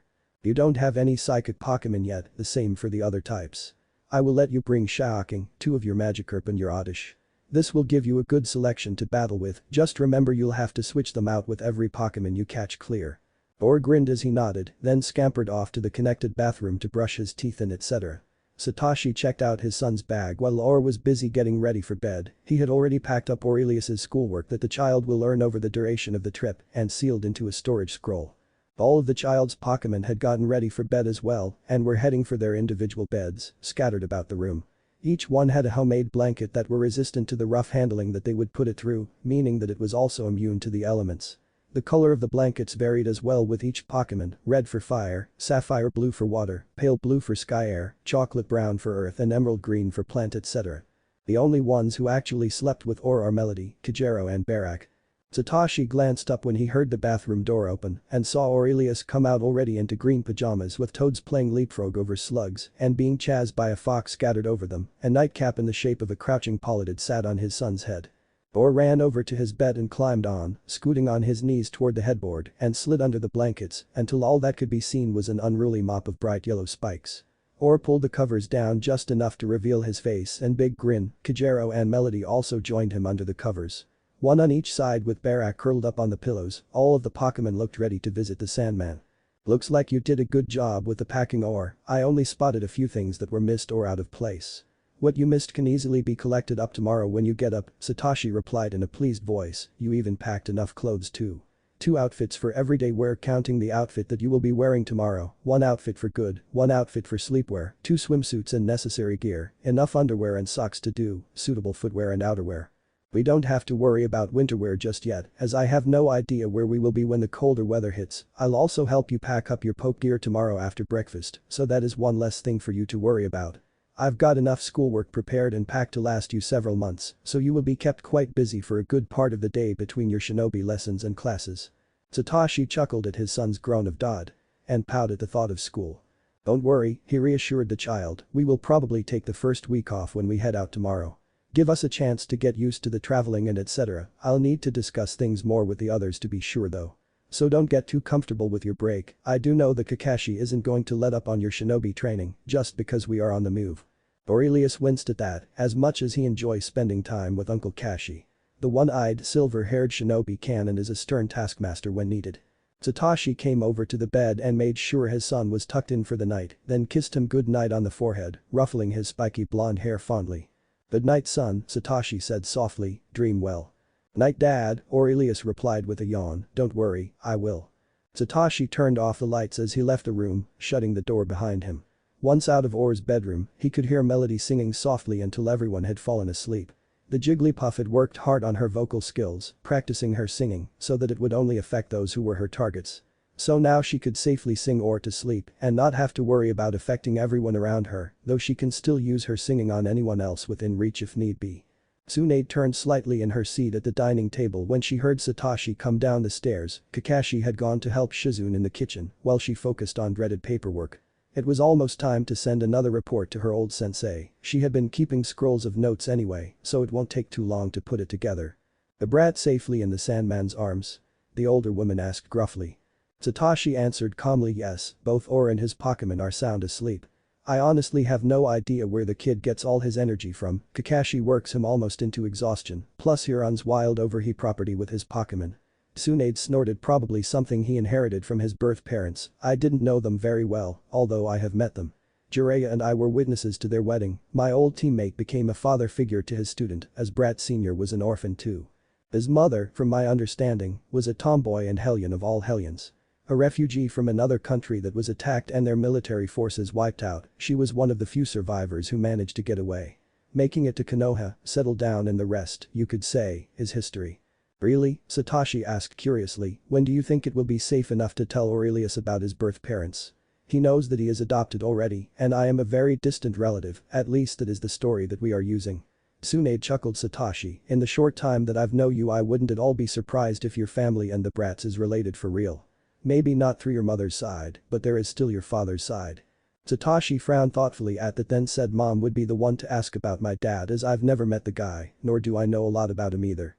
We do know that he is still alive and kicking, but never got any word from him on his whereabouts. I had hoped to meet up with him during my own travels, but it never happened, unfortunately. She doesn't talk about your father much. We can try and find out more, but it really isn't necessary right now. As for when it will be a good idea to tell the brat about his heritage, that will be hard to say for sure. I will have to find out from sensei to see if Minato left any instructions before his death, Tsunade replied absently, if not then it will basically be up to us to decide. Keep in mind though Satoshi, that Or's parents have a lot of enemies who will not think twice about coming after him for revenge of some sort. Both glanced over at the door to the kitchen in time to see Kakashi and Shizune enter the room, coming over to join them at the table. No one said anything until everyone was seated, then Kakashi asked curiously, so what is the plan? We have all the perishable foods packed up and sealed into storage scrolls Tsunade, Satoshi. Not sure what to do about the non-perishable foods though, we could still take them with us if that is what we decide in the end. Shizune replied. Mom, Prof. Oak and Kenji agreed to keep an eye on the place while we are gone. So we won't have to worry too much about the house and Pokemon that stay behind, most of mine are still at Prof. Oak's anyway. I need to stop there on our way out of town to pick up my team that is coming with us, although I will still be battling and catching other Pokemon as we go. Can't let you guys have all the fun, now can I? As for the basic plan for our little adventure, Satoshi explained as he dug out a map of Johto that he grabbed, while the others made room on the table for it. I thought we would basically follow my own journey for the most part. Except slow down and take our time, we aren't in any hurry to get to all the gyms and etc. not like I was back then. So if we spend a week traveling between gyms and cities, just take our time. This will allow each of you enough time to train your teams, battle other Pokemon and trainers, plus catch any wild ones that get your attention. The rest of the time until midnight was spent in this manner, hashing out details to the plan and fine-tuning certain aspects of it. Once they had gotten that done, everyone headed off to bed to get as much sleep as they could in the hours left before their departure. Sandaime frowned as he reread the quick note from Kakashi, glancing at the dog summons that brought the note to him. The elderly man frowned thoughtfully, well the idea of penpals for Or is a good one and would forge connections to the village for the child. Deciding who to choose among all the children is the hard part, definitely not something he can just rush through. Alright, Sarutobi replied calmly, tell Kakashi thanks for me and that I will look into the idea. The dog Nin nodded then poofed away to the summons realm, its task done until needed again. Sarutobi paid no attention though, he was already deep in thought as to which children could be asked and how many penpals would be enough. The elderly man didn't want to overwhelm his grandson all at once, so maybe 5-6 children at the beginning. Once decided, it became easier to choose the children or at least discuss it with their parents. The elderly Hokage summoned one of his anbu and sent the mask to lead off to inform the clan heads he chose that he would like to speak to them. While Sarutobi waited, he made another attempt to deal with the accursed paperwork that never ended. Every day it was an ongoing battle that he never seemed to win, of course he could just be imagining things too. Almost before the Sandaime realized it, his secretary poked her head in to inform him that the clan heads he summoned are here. Sarutobi just looked at her for a moment then at the time in surprise, finally he sighed and pulled himself together before he said to let them in. Although Sarutobi was surprised to see Itachi instead of his father, only to remember that the man is away on business. You asked to see us Hokage-sama? Itachi asked once all of them had sat down. Yes I did Itachi-san, thank you all for coming on such short notice. Sarutobi answered calmly. It's no trouble Hokage-sama, Shibi Aburam replied solemnly, your message came at an opportune moment between tasks. I had just finished my shirt at the store, Inoichi Yamanaka replied a little tiredly, a shipment of fresh flowers came in so everyone was needed to help unload.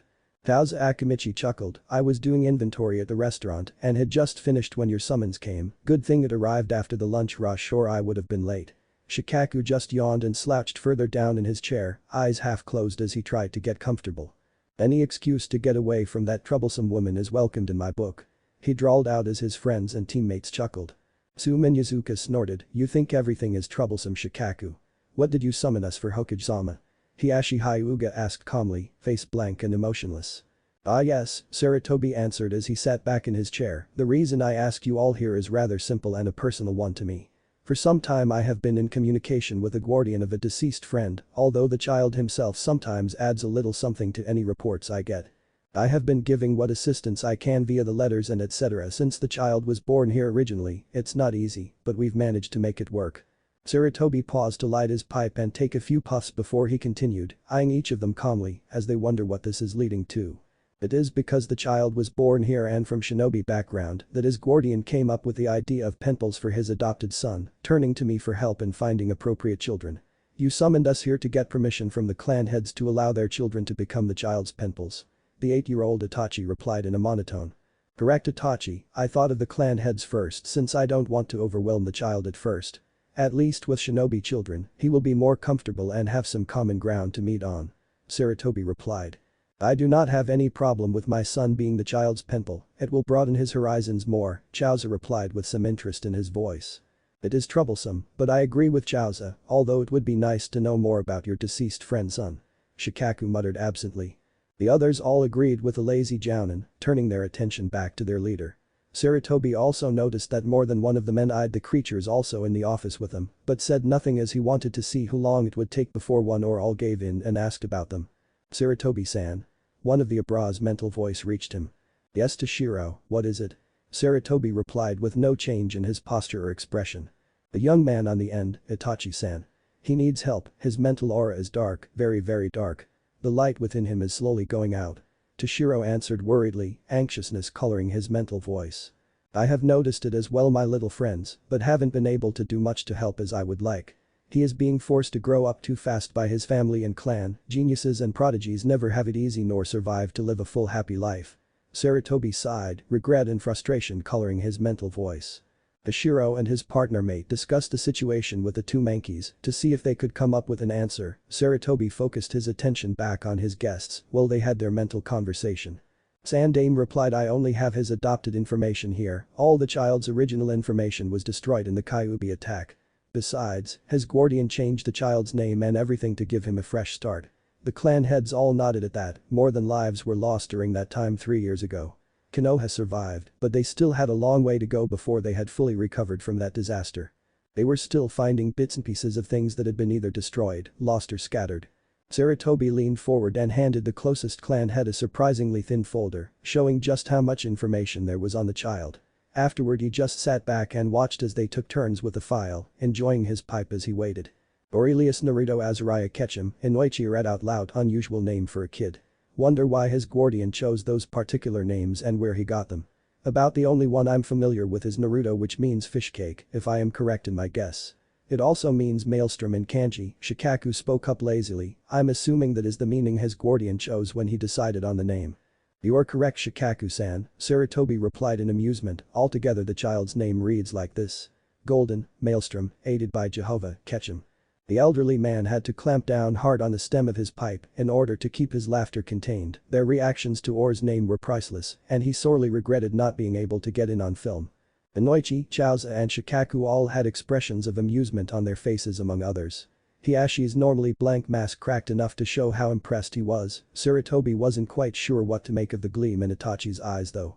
The child can be extremely difficult to read when he wants to be, about the only one to get any kind of positive reaction from him is his little brother. Now that is quite the name for a child, Tsume replied dryly, he also looks to be quite the lady magnet and possible heartbreaker when he grows up. At least just going by his photo right now, I can just see the poor boy's fan club now. She motioned to the large photo of Or that was in the folder. All the men paled and shuddered at that image, each of them already deciding to do what they could to help save the child from a fate worse than death. Hiashi took the photo from Tsume's hand and studied it closely, only to glance at the Hokage after a few moments. Correct me if I am wrong Hokage-sama, but young Orurelius looks an awfully like another certain blonde spiky-haired man, we all know. Hiashi announced clearly, getting the attention of all the others. Sarutobi didn't answer right away, he wasn't all that surprised that Hiashi figured it out. One if not all were bound to clue in eventually, now he just had to decide what to do next. Sarutobi-san, Toshiro spoke up from where he sat, we have sealed the room, so no one will find out what was discussed in here. So you can tell them if you want, we can always wipe the knowledge from their minds afterward if you don't think they can be trusted. We, meaning the Mankeys and us, have discussed the child's problem. Coming to the decision that maybe he would do better with a Pokemon friend or two of his own, it is something that we can discuss with Mew the next time he comes to visit. Also, the child is young enough to be one of Or's penpals as well. There is only a few years difference between the two, at least 2-3 years. Sarutobi thought for a moment then decided to trust them, but he wanted to keep their abilities a secret for a while longer.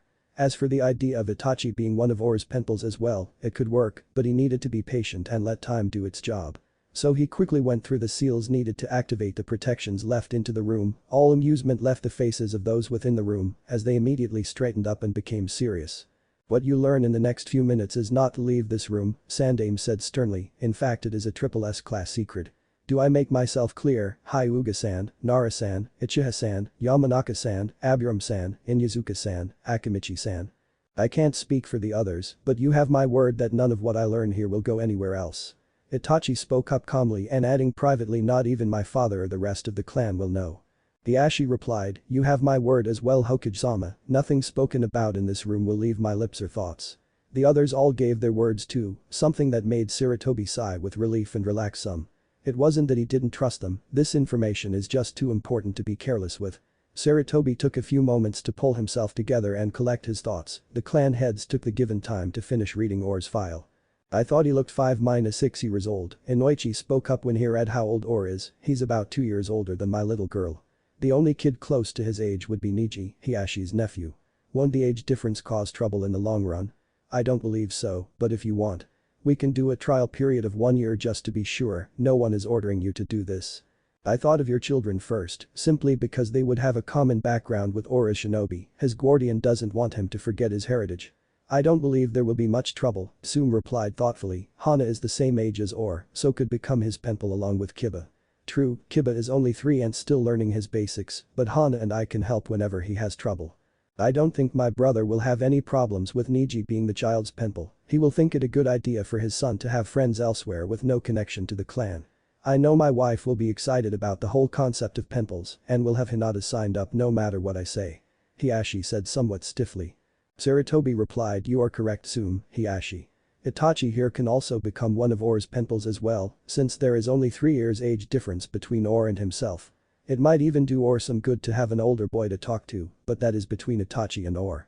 Itachi didn't say anything to that suggestion, but Sarutobi could see that the child was thinking the idea over. His two abras also told him that Itachi was at least considering the concept, but not if the child would actually agree to it or not. Shibi agreed with her as well, saying my son Shino will be interested to learn more about other lands and the different insects that may or may not exist in Orurelius' country, maybe even visit sometime in the future. Chaoza chuckled just thinking of all the fun both boys will have exchanging food ideas and etc. I know my son, and that will be just about all he talks about for the first several letters. His friend snorted at that, knowing how much the big man enjoyed good food and is always on the hunt for new recipes. Shikaku sighed as he slouched in his chair again, saying as he got comfortable, as troublesome as it is, I have no problem with Shikamaru being the kid's penpal. He will try to hit it, but my boy will be interested in Orurelius, especially if the other is any good at strategy games. It's a good thing that Hinata will be on the list, Ino, and Hana won't be the only girls. The 3 of them could even get together when they want to answer their letters, Inoichi replied thoughtfully, maybe we could get all the kids together. What I want to know though, how will he get the letters? Sarutobi replied, bring them to me and I'll send everything with my next dispatch, his guardian sends me monthly reports, so I will know how everything is going. Sometimes I get letters from Or himself, not many, but he does try even if it is just a short note or something. His guardian has a bit of difficulty getting his adopted son to stay in one spot to do anything, being a very active child for his age. The adults all shared a glance and chuckled at that, knowing full well what he meant. Having all experienced it themselves with their own kids or during their childhood, Itachi only had experience with his brother to go by. Sandaime got their attention when he answered Hiashi's earlier question, shocking some of the group in the process. You are correct Hiashi, in your first guess. Orurelius is the son of the man in question, his father kept it all quiet to protect both mother and child. Remember all the enemies he has, in the village and out of it. I can understand his reasons, but why were so few told, why send the child so far away, and how did they even get him out of the village? Tsume asked curiously. Sandaime replied Orurelius was sent to his father's only remaining relatives, some very distant cousins he discovered years before and kept in contact with to the best of his ability. As for how he was taken out of the village, you know that answer already considering what happened not too long ago. His caretakers used the Kyuubi attack, Chaozu replied bluntly, no one would have noticed anything different with all the chaos going on. Will Or be coming back to the village or will he stay where he is, what about his shinobi heritage? Hiashi asked curiously. I cannot say whether Or will be coming to Konoha or not, possibly for visits, but to stay. Sandaime shrugged his shoulders slightly before he continued, he does have quite the distance to travel for just visits, so he will probably have to make careful plans and etc. As for his shinobi heritage, there are shinobi in the country where Or lives. They have no connection to the elemental nations and do things slightly different, but the basic foundations are the same, or so I've been reassured by the reports I get. The training he gets from those shinobi plus the scrolls that went with the child when he was taken from the village, all gives him the equivalent of an academy education, maybe a bit more. Now this surprised the group when they really shouldn't be, shinobi weren't exclusive to the elemental countries. People and clans are constantly shifting and moving, immigrating from country to country. They just never thought that their kind would have gone as far as the distant countries located on the other side of the ocean. This ultimately made them curious as to what kind of shinobi Orur is learning from. Yu hadn't gone home once he left Konoha and Saratobi's office. He had another delivery to make and was on his way to a certain super pervert's location. With his talents, it wasn't hard to locate a Jiraiya. Once Mew finished with that delivery, he had one more stop to make, but that wasn't a delivery. Instead he was collecting another child he and Celebi found during their explorations a few years ago. Neither one had liked the child's living conditions, but couldn't do anything about it right away. So one of them made the quick trip home to get another Pokemon to stay with the child and watch over him. The Pokemon had to be able to hide and also protect the child, should it be needed. Mew chuckled as it hovered just behind the white-haired man, glad that Toadman is as predictable as always. Now Mew could wait until the usual happened. Jiraiya gets discovered followed by the beatdown of his life. Except the pink Pokemon decided not to do that this time, so floated over and used its tail to tap him on the shoulder. Jiraiya glanced behind him only to see a familiar pink creature so close to him, causing him to jump nearly a foot in the air. Unfortunately, the pervert wasn't given a chance to do anything as Mew let loose a mega punch that sent Jiraiya flying into the lady's side of the hot springs. Mew laughed as it mentally operated the video camera that recorded everything, even the mega punch. Tsunade had asked it to tell Jiraiya hello via punch for her. Something Mew didn't mind doing, the Pokemon thought it was rather funny to watch. Kimimro glanced up when he heard his friend return, watching as the gem-eyed creature faded into sight. He could never get over how Yoru did that, it totally fascinated and amused Kimmy. Yoru set down the bag of food he hunted up and came over to check on the little boy placed in his care by Lord Mew. He was horrified to find the child in a cage of all things and grew angry when he learned that Kimmy's own family did this. So swore to care for the boy to the best of his ability, becoming Kimmy's family if need be. It didn't mean that he couldn't cause trouble for the rest of Kimmy's clan, especially those responsible for this. Lord Mew basically said Yoru could do what he wanted as long as Kimmy wasn't harmed in the process. Yoru had fun haunting the rest of the clan, using his talents to ensure Kimmy's well-being. The Sableye may be young, but he was very talented and smart, finding a way around his inability to speak the human language by learning sign language. Teaching it to Kimmy so they could communicate without anyone listening in, nor would they know what the signs were as it was the sign language of Yoru's homeland. Yoru carefully adjusted the thick blanket he flinched from elsewhere for Kimmy to use, making sure the child was comfortable huddled within the worn folds.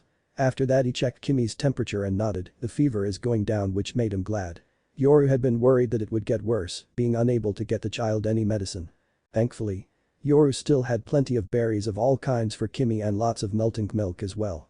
Lord Mew made sure he had what he needed to properly care for the child.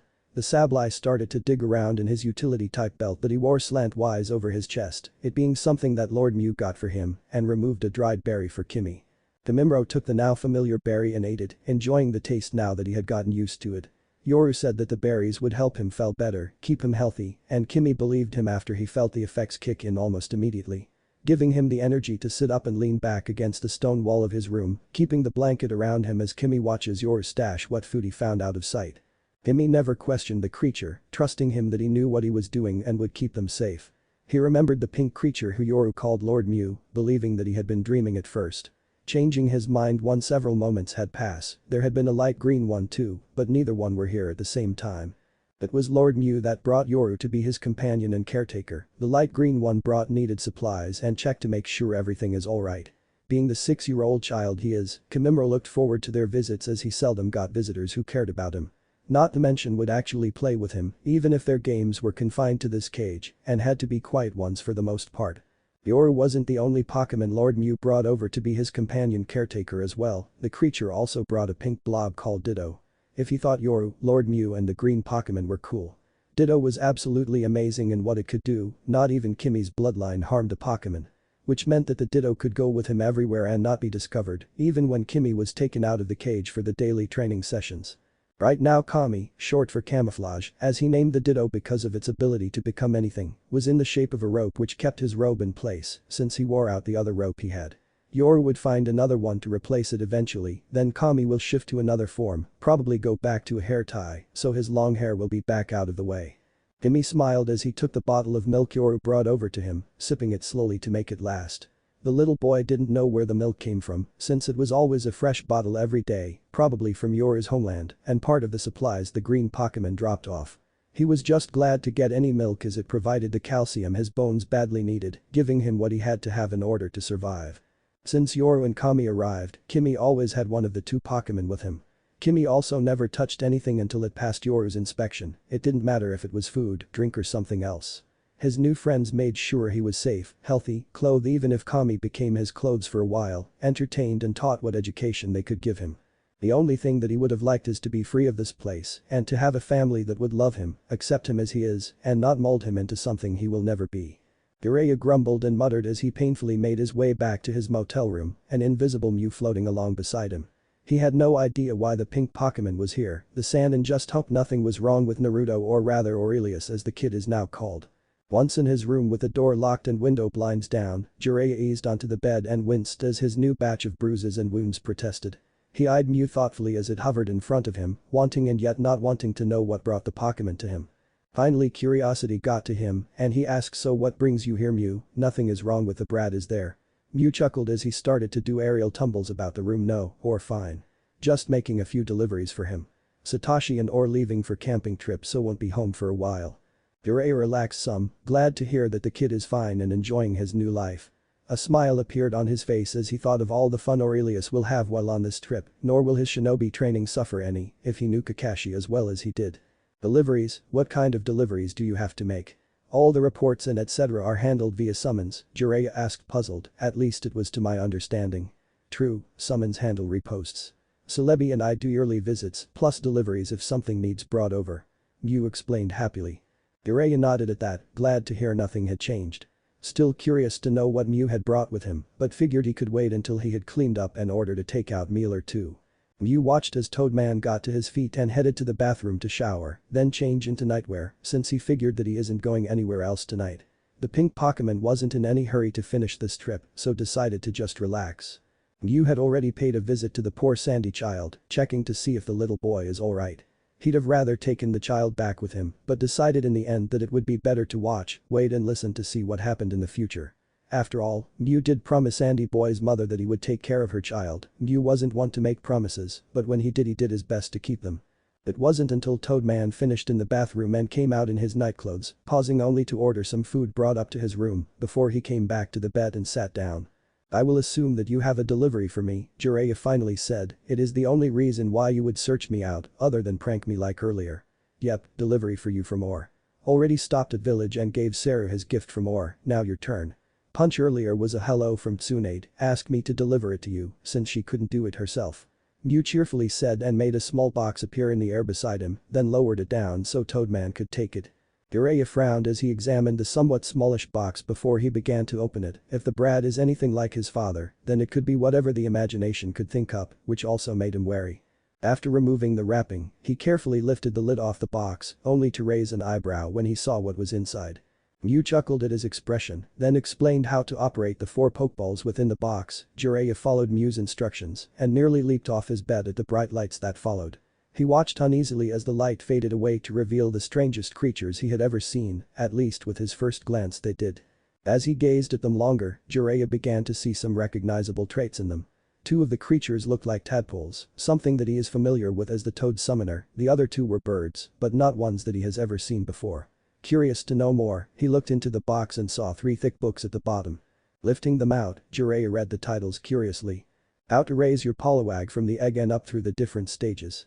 How to raise your Pidgey from the egg and up through the different stages. How to raise your Tailo from the egg and up through the different stages." Thankfully, each book had a picture of what the creature looked like so he would know. Jiraiya took one more look in the box to make sure it was empty, only to see 2 somewhat thick storage scrolls laying at the bottom. Mew flew over and mentally lifted out the scrolls, then pointed to each one as he said, "They contain food and other necessary supplies for your Pokemon to stay healthy plus happy. This one is for your Poliwags and has enough food in there to last one of your years. Which means that there is 2 years worth of food in there. Brock and Or made extra in case something happened. The same thing is in the other scroll, but the food is for your Pidgey and Tailo instead." "I can understand why the brat sent me the Poliwags," Jiraiya asked as he studied the Pokemon, "but why the 2 birds? Not that I am complaining much, just curious." Mew replied impishly, "Messenger birds for you to use when you needed something taken back to Leaf Village. Best thing is they fight back if someone tries to intercept." Or got the idea after watching bird Pokemon do the same thing back home. He talked it over with the others and they eventually agreed that it could work. This will, at the very least, be something totally unique to Leaf. Now this surprised Jiraiya, and he had to admit that it would be different if it actually worked. The white-haired man gave the two birds another look and agreed that the idea had possibilities. These two are yours to keep, but others will be sent to you to help them learn where everything is, and etc. At least that is the idea, still need to have wrinkles removed. Mew explained further. Well, I do travel a lot over the elemental countries. So I could help in that aspect. The kid has definitely surprised me with this idea. Surprised me enough to want to see this idea of his through to the end. Just how many is he thinking of sending over anyway? Not counting what Aura and the others catch for themselves, Mew answered calmly, just enough for Konoha to start its own breeding program. Once it is firmly up and running, a few may be sent over every few generations to keep the bloodlines from getting too thin. Jiraiya understood what Mew meant, only a few of each type would be sent off to become part of the new messenger bird program. Which would mean probably 4 birds, 2 pairs of each kind. All in all, it sounded like a good idea, but Jiraiya didn't want to agree to anything until he knew all the facts. Does the old man know about this idea of the brats? Jiraiya asked curiously as he leafed through one of the books. Not yet, Mew answered, he will with next report they send him. Until then, they want to take the time to do minor adjustments and etc. Jiraiya couldn't help but be impressed with the care and thought being put into the project. It would definitely be interesting to see how the whole thing unfolds in the coming days. Do you know why Naruto sent me 2 Poliwags? Jiraiya asked curiously. Mew mentally lifted up the book on Poliwags and opened it to show him 2 pictures. Jiraiya thought they were 2 different creatures, but as he listened to Mew, he learned that Poliwag had 2 different final forms at the end of its development. It could become either a Poliwrath or a Politoed. Which is why the brat sent him 2 Poliwags. This way there won't be any discussion on which final form to take, as one would become a Poliwrath and the other a Politoed. Or wanted to send you and Saru Pokemon that connected to your summons. Unfortunately we don't have many toad or frog-like Pokemon. More monkey, dog, cat, fox and mouse-like Pokemon than slug, snake or toad frog Pokemon. Mew explained sadly, mainly because his world didn't have much variety of certain types of Pokemon that animals here could be based around. It's okay Mew, I understand. These little guys look interesting enough to make up for the lack of variety, and who knows, some new types may develop from the Pokemon that settle here in this world. Jiraiya reassured the pink Pokemon as he leaned down to pick up the 2 Poliwags. The birds flew up to perch on the headboard of the bed. True, it is actually what myself and the other legendary Pokemon are hoping for, that any Pokemon brought over here would settle down and adapt to their new homes. Mew replied truthfully. Jiraiya chuckled at that. Things are definitely going to be interesting around here with the Pokemon on the scene. The two talked some more as Jiraiya wanted to know more about what is going on with Naruto and company. Then Mew had to head out and finish the last part of his trip before heading home himself. Haku weakly watched his mother and friends move about their home, gathering what they could salvage from the ruins. His baby sister cradled in his arms as he rested. Both had been badly shaken up by what happened. Haha most likely would have died if not for her Pokemon friends, a Sneasel named Maiko, a Speel named Bibo and a Seal named Huan. They held off Chichiu so she could heal herself of the near-fatal injury given by him. Even Yuan their Meltink joined in. The pink Pokemon named Mew brought the Meltink simply because it wanted to help. Yuan provided the milk needed for their bones to remain healthy, and Haha survived her pregnancy with Kahaku because of it. None of them were sure how the Meltink would survive in their cold, snowy area, but it managed to forage enough grasses and etc. to live off of. Of course, he helped gather the food and water for Yuan too. To be honest though, the almost 7-year-old boy didn't know what was going on, and it frightened him. So much that his bloodline reacted and filled their home with ice spikes. Haha and their Pokemon friends were able to get out of the way, but Chichiu wasn't. Haku couldn't even look at what remained, the ice spikes hid most of it but still. So Haku kept his eyes on Haha and steadily ignored the other area of the house, at least he tried. His own Pokemon friends, a Glacian named Fumiko and a future Vaporeon named Shinju, were terrified as well, but bravely stuck by him in an effort to keep the children safe. Haku knew their chances of survival would have been much worse if it weren't for the Pokemon given them by Mew. Haha may have died, and he couldn't think of it any longer. Haku's mind was so jumbled and confused, he badly wanted to believe that this was all a bad dream, and Haku would wake up anytime to find everything back to normal. Except it wasn't and never will be again. They were now on the run because of something they had no control of. Haku didn't even hear his mom come over and take Ko from him, getting the infant settled in the thick sling hanging slantwise over her chest. Once sure her daughter is protected from the elements, she then helped him up off the floor. Haku leaned against his mother slightly, still in a daze, and probably will remain so for some time before he managed to snap out of it. All of the Pokémon retreated to their Pokeballs until later, resting and regaining what energy they could, as things will be a fight for survival from now on. The only ones who stayed out were Maiko and Fumiko, even Ko's Pokémon went into her Pokeball and lay in the sling with his sister. Mew brought Kahaku a smoochum that Haha named Shouten, simply because its colors reminded her of early dawn, right when the sun is just starting to come up. Together, the group left the ruined house and didn't look back, nor did they stop until they had no choice to. Masami, Haku's mother, wanted to get as much distance as she could between them. Maiko and Fumiko did their share by using all their skills to make it difficult for anyone to come after them, much less find them. Gaara smiled faintly as he watched strange friends play around him. The 3-year-old child knew that they weren't from here originally and didn't care. OG Mew said that he would look after him, bring him friends and make sure Cranky Sandy wouldn't cause trouble. Gaara wasn't stupid, he knew what was sealed inside him. The pink Pokémon explained what the creature was and how it got in him. Mew said he promised Gaara's real mother that he would take care of him even though he couldn't be around all the time. Needless to say, Gaara did not like his father one bit after Mew got done, but still held out judgment on his older siblings and uncle. Gaara still had his new family in OG Mew and others, even if his blood family hated him. A Trapinch named Takeshi, the creature took great pleasure in attacking those that meant Gaara harm. Next came a Chingling named Kazuhiro. Gaara always smiled when Kazu started to sing, as the creature went out of its way to make sure he had fun. Following Kazu was a cast form that Gaara simply named Magic, mainly because what it could do and the different forms it had looked like magic to him. After Magic came an Espion Gaara named Shulin, although he often called her Anue, simply because Gaara thought of her as a big sister mother. She took care of him in OG Mew's absence, making sure he was healthy and safe and loved. Gaara listened to her first and before all others, often getting a kick at the way she kept putting Cranky Sandy in his place whenever the creature began to get too big for its britches. Right now Shulin was curled up beside him as he practiced with his sand control, making different sculptures of various sizes and shapes. Magic was doing the same thing but out of ice instead, something that Gaara had heard of but never seen until OG Mew brought the cast form here. Takeshi was mock battling Kazuhiro as the Chingling moves about the room, which is what Keshi did whenever there was no one else to attack.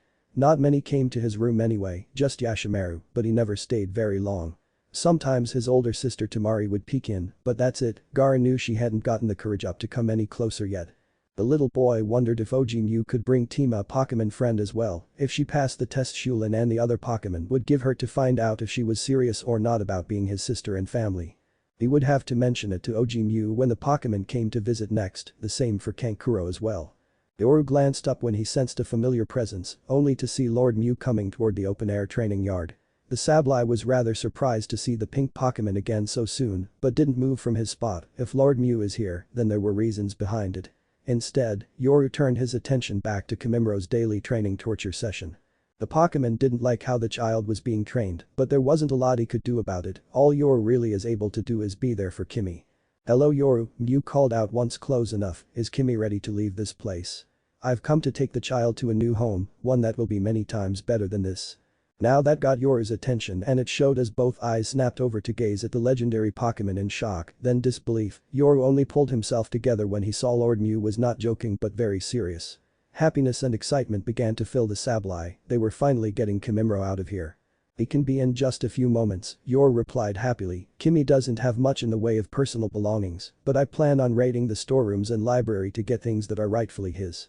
Besides, Kimmy would want to take copies of his clan history and culture with him. He may not like how he is being treated, but he doesn't want to forget where he is from or something like that." "I understand, you get Kimimuro ready while I look after the rest," Mew answered seriously, but his eyes twinkled at the fun he was going to have with these raids. The legendary Pokémon didn't stick around after that, leaving Yoru to get the child ready to leave while he went to liberate some things to take with him. It only took Mew an hour to go through the storerooms and pack in a storage scroll what he thought Kimmy would want. Most of it was harmless things like jewelry and etc. He also grabbed some weaponry, again just things that Kimmy would be interested in. Mew had gotten to know the child pretty well with each visit that he made and etc., so knew what Kimmy would have liked and not liked. Mew took longer in the library as he decided to make copies of everything and take the originals with him. Mew also scanned the minds of the clan members around him and didn't like what he found not at all. The adult clan members were making plans on attacking the village and taking over. Now Mew agreed that things needed to change, but not this way. This plan won't do anything but get everyone hurt or even worse, killed. The Pokémon tried to think of what to do as he worked. He couldn't do anything to stop them, but maybe he could save the children much like Kimmy is being saved. The children younger than Kimimura won't be of any use to that plan, they weren't fully trained to fight and couldn't keep up with the older more experienced members of the clan. Mew also found that not all the adults were for this plan, quite a few of the younger generation were against it but didn't dare say anything out of fear. The good portion being female as they had more to worry about. Mew paused briefly in shock when he found out that the females in question were actually in various stages of pregnancy. Mew thought about it some more then shrugged, deciding to throw his original plan out the window and just take as many that he could with him. Everyone deserved a second chance and fresh start. Mew would give those that wanted out of here a new life in his own world. Once he decided, Mew finishes his task and left to gather those that would be leaving with him. Something that didn't take very long to do, Mew just used his psychic powers to do some adjustments to make sure none would clue in or wonder where they were. He also shielded the small group of 21 counting Kimmy who was waiting in the shadows close to the entrance, so the rest of the clan wouldn't spot them and cause trouble. Yoru wasn't surprised to see the group of 10 children, all younger than Kimimura, come toward them. He would have suggested to Lord Mew that they come too, having heard what the older adults were planning as well. He is rather surprised to see the small group of 10 young adults with the children, many with packs that looked to have been filled in a hurry too. The Sableye glanced at Lord Mew with questions in his eyes, wondering what was going on. Mew explained why they were here and left it at that. Yoru accepted it easily enough since he knew what Lord Mew meant. Yoru wasn't stupid, he knew how bad off Kimmy's homeland is because of the leader's wacko actions and how some of the child's clan wanted to leave, find a new place to live and raise their families. Unfortunately the group is small and seriously outnumbered by the rest of the clan, many of the small group being young and weren't around when the clan was great. They only knew the current situation and while they didn't like it, they also weren't sure what to do about it either. The clan elder's plan was foolish and suicidal, only serving to wipe out everyone in the clan. Mew's plan and offer to take them away was at first suspicious as they had never seen or heard of him before, even with the knowledge that Kimimura is also leaving with him as well didn't get an immediate response. In the end though, they decided to heck with it and go with Mew as any place would be better than what they have now. So everyone quickly got ready to leave, following the pink Pokemon to the entrance in their new life. Yoru had told Kimmy how they would be leaving, so the child wasn't frightened or nervous, instead Kimmy was calm despite his weak condition. Mew didn't waste any time once he got everyone together, although he decided to just have them sleep through the trip back home. Less panic and chaos to deal with, plus he will be able to wake them up once they got to Satoshi's place a few at a time. Yoru watched as Lord Mew mentally made everyone take a nap, Kimmy not fighting the impulse any as he was tired anyway. Once asleep, Mew enclosed everyone in a bubble and flew up into the air with the invisible sphere close behind him. Mew didn't even wait until they were a good distance away, he focused his powers and teleported out of there reappearing in the sky above Pallet town, with the sun just starting to come up over the horizon. Back at Satoshi's place, the adults were up and moving about the house as they got ready to leave on their trip. The only one not up yet was Orurelius, and that is simply because they decided to let him sleep a while longer, at least until they were almost done with the preparations. None of this mattered though when they felt Mew's arrival and paused to see what Mew wanted now. The pink Pokemon didn't visit often and only when it had done something that Satoshi usually ends up dealing with. Although no one was expecting what Mew carefully said on the grass of the front lawn, revealing 21 sleeping people of various ages. They did notice that one of the children was separated a little and had a Sableye beside him, looking very dangerous and protective of the child. Satoshi called out, "Who are these people, Mew, what have you done now?" Mew replied, "Brought or a big brother, more playmates and friends." "What?" the group exclaimed somewhat loudly, although Satoshi looked a little exasperated and somewhat amused by what the legendary Pokemon has done almost as if he was used to and accepted it as a part of life. Tsunade and Shizune immediately went to check each member of the group, they did glance at each other when it was realized just who their unexpected guests were. Keeping quiet about it until later when they could discuss things in private, one thing is for sure though is that they won't be leaving on their trip anytime soon. It may even be a week or two until they got the newcomers settled and comfortable with things, none minded any as they expected stuff to happen along the way. Nothing, no matter what people did, ever went smoothly. While the ladies provided medical care to their guests, Kakashi and Satoshi went over to where Mew hovered beside the Sableye. The ghost-like Pokemon eyed them warily as it listened to what Mew explained about this place. Satoshi wasn't surprised to see recognition in the Sableye's eyes when it saw him. He is pretty well known in the Pokemon world, either for his many adventures or the fact that he is first and foremost a friend of all Pokemon. Kakashi spoke up, "I know of this clan, mostly because of their bloodline and strength as warriors. I've never actually met any though, so won't be much help here." Satoshi nodded thoughtfully, absently listening to Mew's explanations. One of the things he had done once making the decision to head home and settle for a while is go complete his aura training. He never did when younger simply because Pokemon meant everything to him, so focused totally on that. Once he had been to all the regions there were, Satoshi headed off to begin and finish his training as the chosen one. It wasn't easy and downright painful at times, but Satoshi could see the benefits and wouldn't have changed any of it. If this meant he could keep his world, Pokemon and humans safe, then it was worth every bit of pain he went through. The young man was even more glad that he did get the training. Satoshi could participate in Orurelius's shinobi lessons and spars, but Pokemon still meant everything to him. It's alright Kakashi, we'll deal with this one step at a time. Orurelius will be glad to have more friends and playmates that aren't Pokemon. My son never says anything, but I can tell how much he misses not having a group of kids to hang out with. Shigeru's boys, Yasuchi and Yasuhiro, may be the same age as Or, but they don't share the same interests outside of Pokemon. They don't even have the same goals as Or does. Our boy hasn't made any plans outside of battling all the gym leaders and collecting the badges. The same problem with Kenji's girls, not much in common other than Pokemon. These new people will be welcomed in Pallet Town and provide more families to the area, that is if they decide to stay once they get used to this world. Either way, Pallet Town is a good place for the newcomers to acclimatize to everything and start a new life. Satoshi replied as he knelt down in front of the Sableye and introduced himself, holding out a hand for the Pokemon to shake and get a feel of his aura. Yoru couldn't believe it, the chosen one himself is going to be Kimmy's new family. The Sableye could trust a friend of Pokemon to take good care of the child, be the father Kimmy should have had all this time. Not only that, but Kimmy would also have a younger brother to care for. The Sableye cautiously shook Satoshi's hand, unable to hide the sense of awe as the chosen one's aura flowed through him gently. Reassuring the Pokemon that Satoshi meant Yoru or Kimmy any harm. Yoru moved aside slightly to let Satoshi carefully pick up Kimmy, holding the little boy gently in his arms as he stood up again. The Sableye stuck close to the chosen one as they headed back to the house, wondering what the future will bring them now that his child is safe. Timameru's new name. Viseru, Victorious, Kincaid, Battle Leader, Lachlan, from the Fjord Land, Ketchum. Itachi sighed softly as he completed the last question on the pop quiz given to his class by their instructor, quietly turning the paper over and setting his pencil down beside it. After that, the 8-year-old genius focused his thoughts on the meeting with the Hokage and other clan heads that he was a part of last night. Thankfully, the actual meeting didn't take long once it got going, or he would have been in trouble with Kasan for being out late. Normally his mother would have attended instead of him, but she was needed to care for Sasuke. The 3-year-old hadn't been feeling very good the past couple days, so had become very cranky and fussy as a result. Both Kasan and himself hoped that whatever it wasn't very serious and would soon go away. After everything had been discussed and decided upon at the meeting, they left and headed to their individual homes to discuss things more with their spouses and siblings, if there were any. Itachi himself told most of what had been discussed to his mother, except for Or's real identity which he kept to himself. As predicted, Kasan loved the idea and insisted her boys at least participate in a few letters. She wouldn't force them to continue if things didn't work out between the 3 children. Although chances are that Itachi himself would get along better with Or than Sasuke will, Kasan just said it was a feeling she had whenever asked. It was also decided to include 3 to 4 civilian kids on top of the clan kids, giving Or a variety of friends to make and adjust to. At least it is the idea behind the concept. Hokage-sama said he would look after picking the civilian children who would join the list. Of the entire clan, Itachi trusted his mother the most.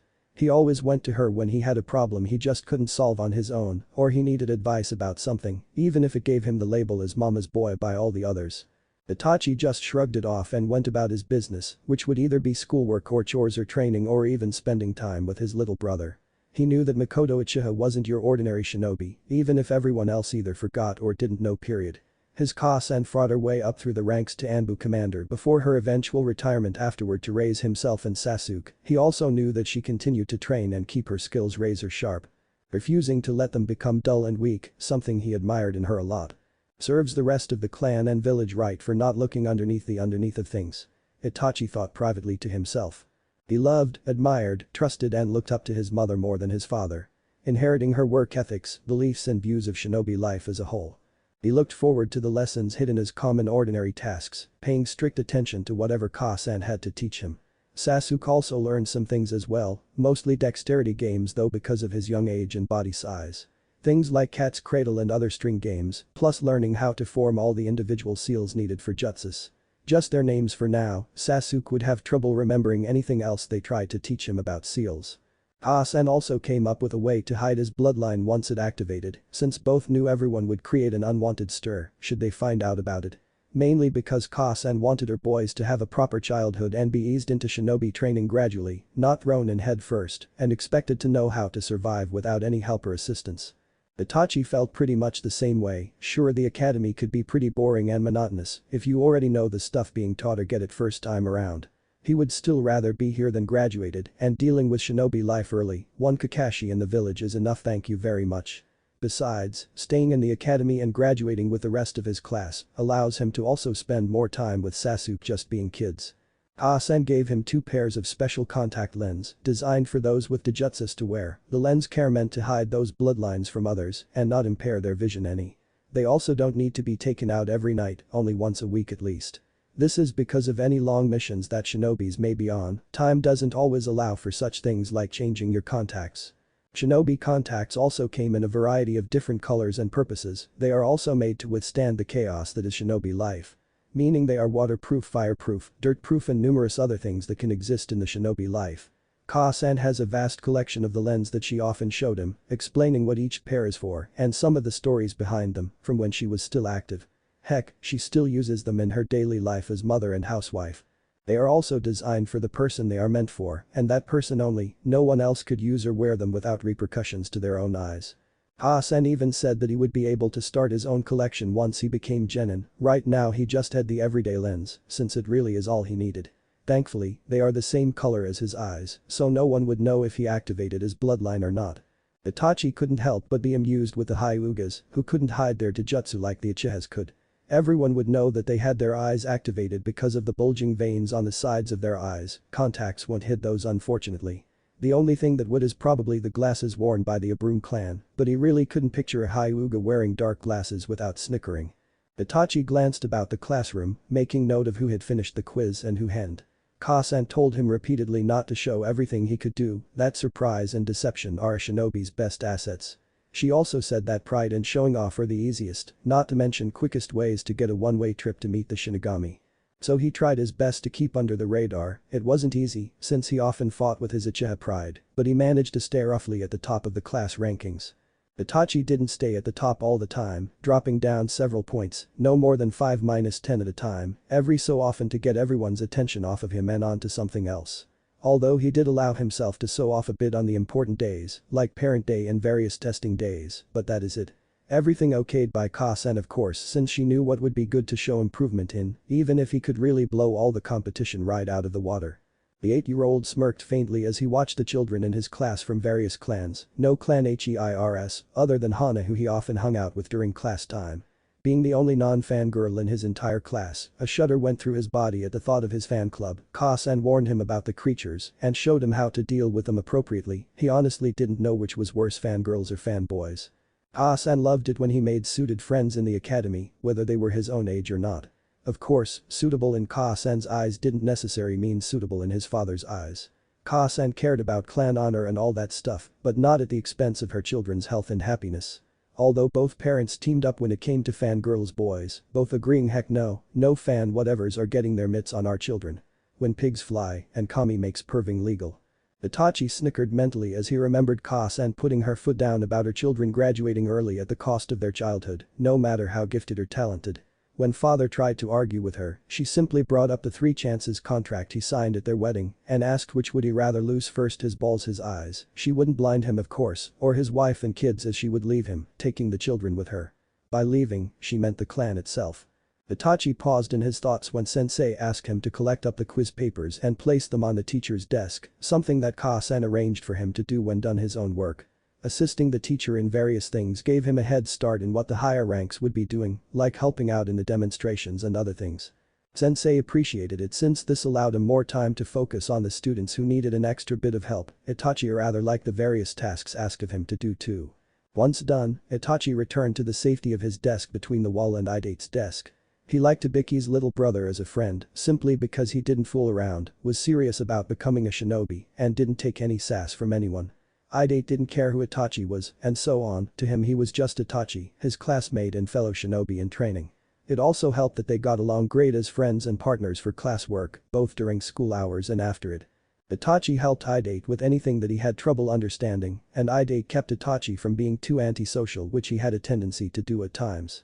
Slipping back into his thoughts again, except this time his focus became Sasuke and what was discussed in the Hokage-sama's office with the other clan heads. He didn't want to admit it, but he was a little nervous and uneasy about being included on the list of possible pen pals for Orurelius to communicate with. He never had a pen pal before and wasn't really sure what it actually involved, but was at least willing to give it a shot, since Sasuke is also included as well. It being something else that they could do together, even though Sasuke is only able to scribble and rough attempts at his own name. Itachi had to admit that he is rather curious about the child and the country Or lived in. It sounds very interesting what little the Hokage said about it. Thankfully, Ka-san planned to help as well and also write her own letter, but to Or's father instead of the child. Wanting to introduce herself, her family and explain a bit about life in a shinobi village. It also helped that the other clan heads and their spouses planned to do sort of the same thing themselves, giving Or's family different perspectives and views of the shinobi lifestyle. Ka-san told him not to worry about his father, that she would take care of him, which eased Itachi a bit since he was concerned about what to do when it came to Fugaku Uchiha. Makoto Uchiha hummed softly as she went about her housework, using her shinobi skills whenever necessary. Tree wall walking is so very useful when it comes to cleaning those pesky hard-to-reach areas. Jutsus also came in pretty useful when it came to cleaning as well. A few water jutsus here and a few there with careful use of kaiten to dry everything off. Whoever said that cleaning was dull and boring had never been a shinobi. Plus it is a very good way to keep her skills sharp as a chakra blade, despite what others in the clan may think of it. As she worked, Makoto thought about what she learned from Itachi concerning the Hokage's request. She meant what she said to her eldest child, encouraging him to at least attempt being a pen pal to Orurelius. Although just to be sure, Makoto went to the Hokage and asked some questions about the project. Wanting to be sure she understood everything clearly, the Hokage understood and answered her questions with no trouble. Once her curiosity had been satisfied, Makoto turned her attention to what she wanted to include in her own letter, much less even say in it. She has a rough idea though, but that is all. She planned to also include the most recent photo of her family and maybe a few individual ones of each member. Focusing mainly on her boys though, maybe even sneaking in a few embarrassing ones of her family as well. Hiashi Hyuga sat in his study, a thoughtful expression on his face as he considered the task before him. Writing a letter to Mr. Ketchum wouldn't be all that hard to do, he has done similar things many times before in the past.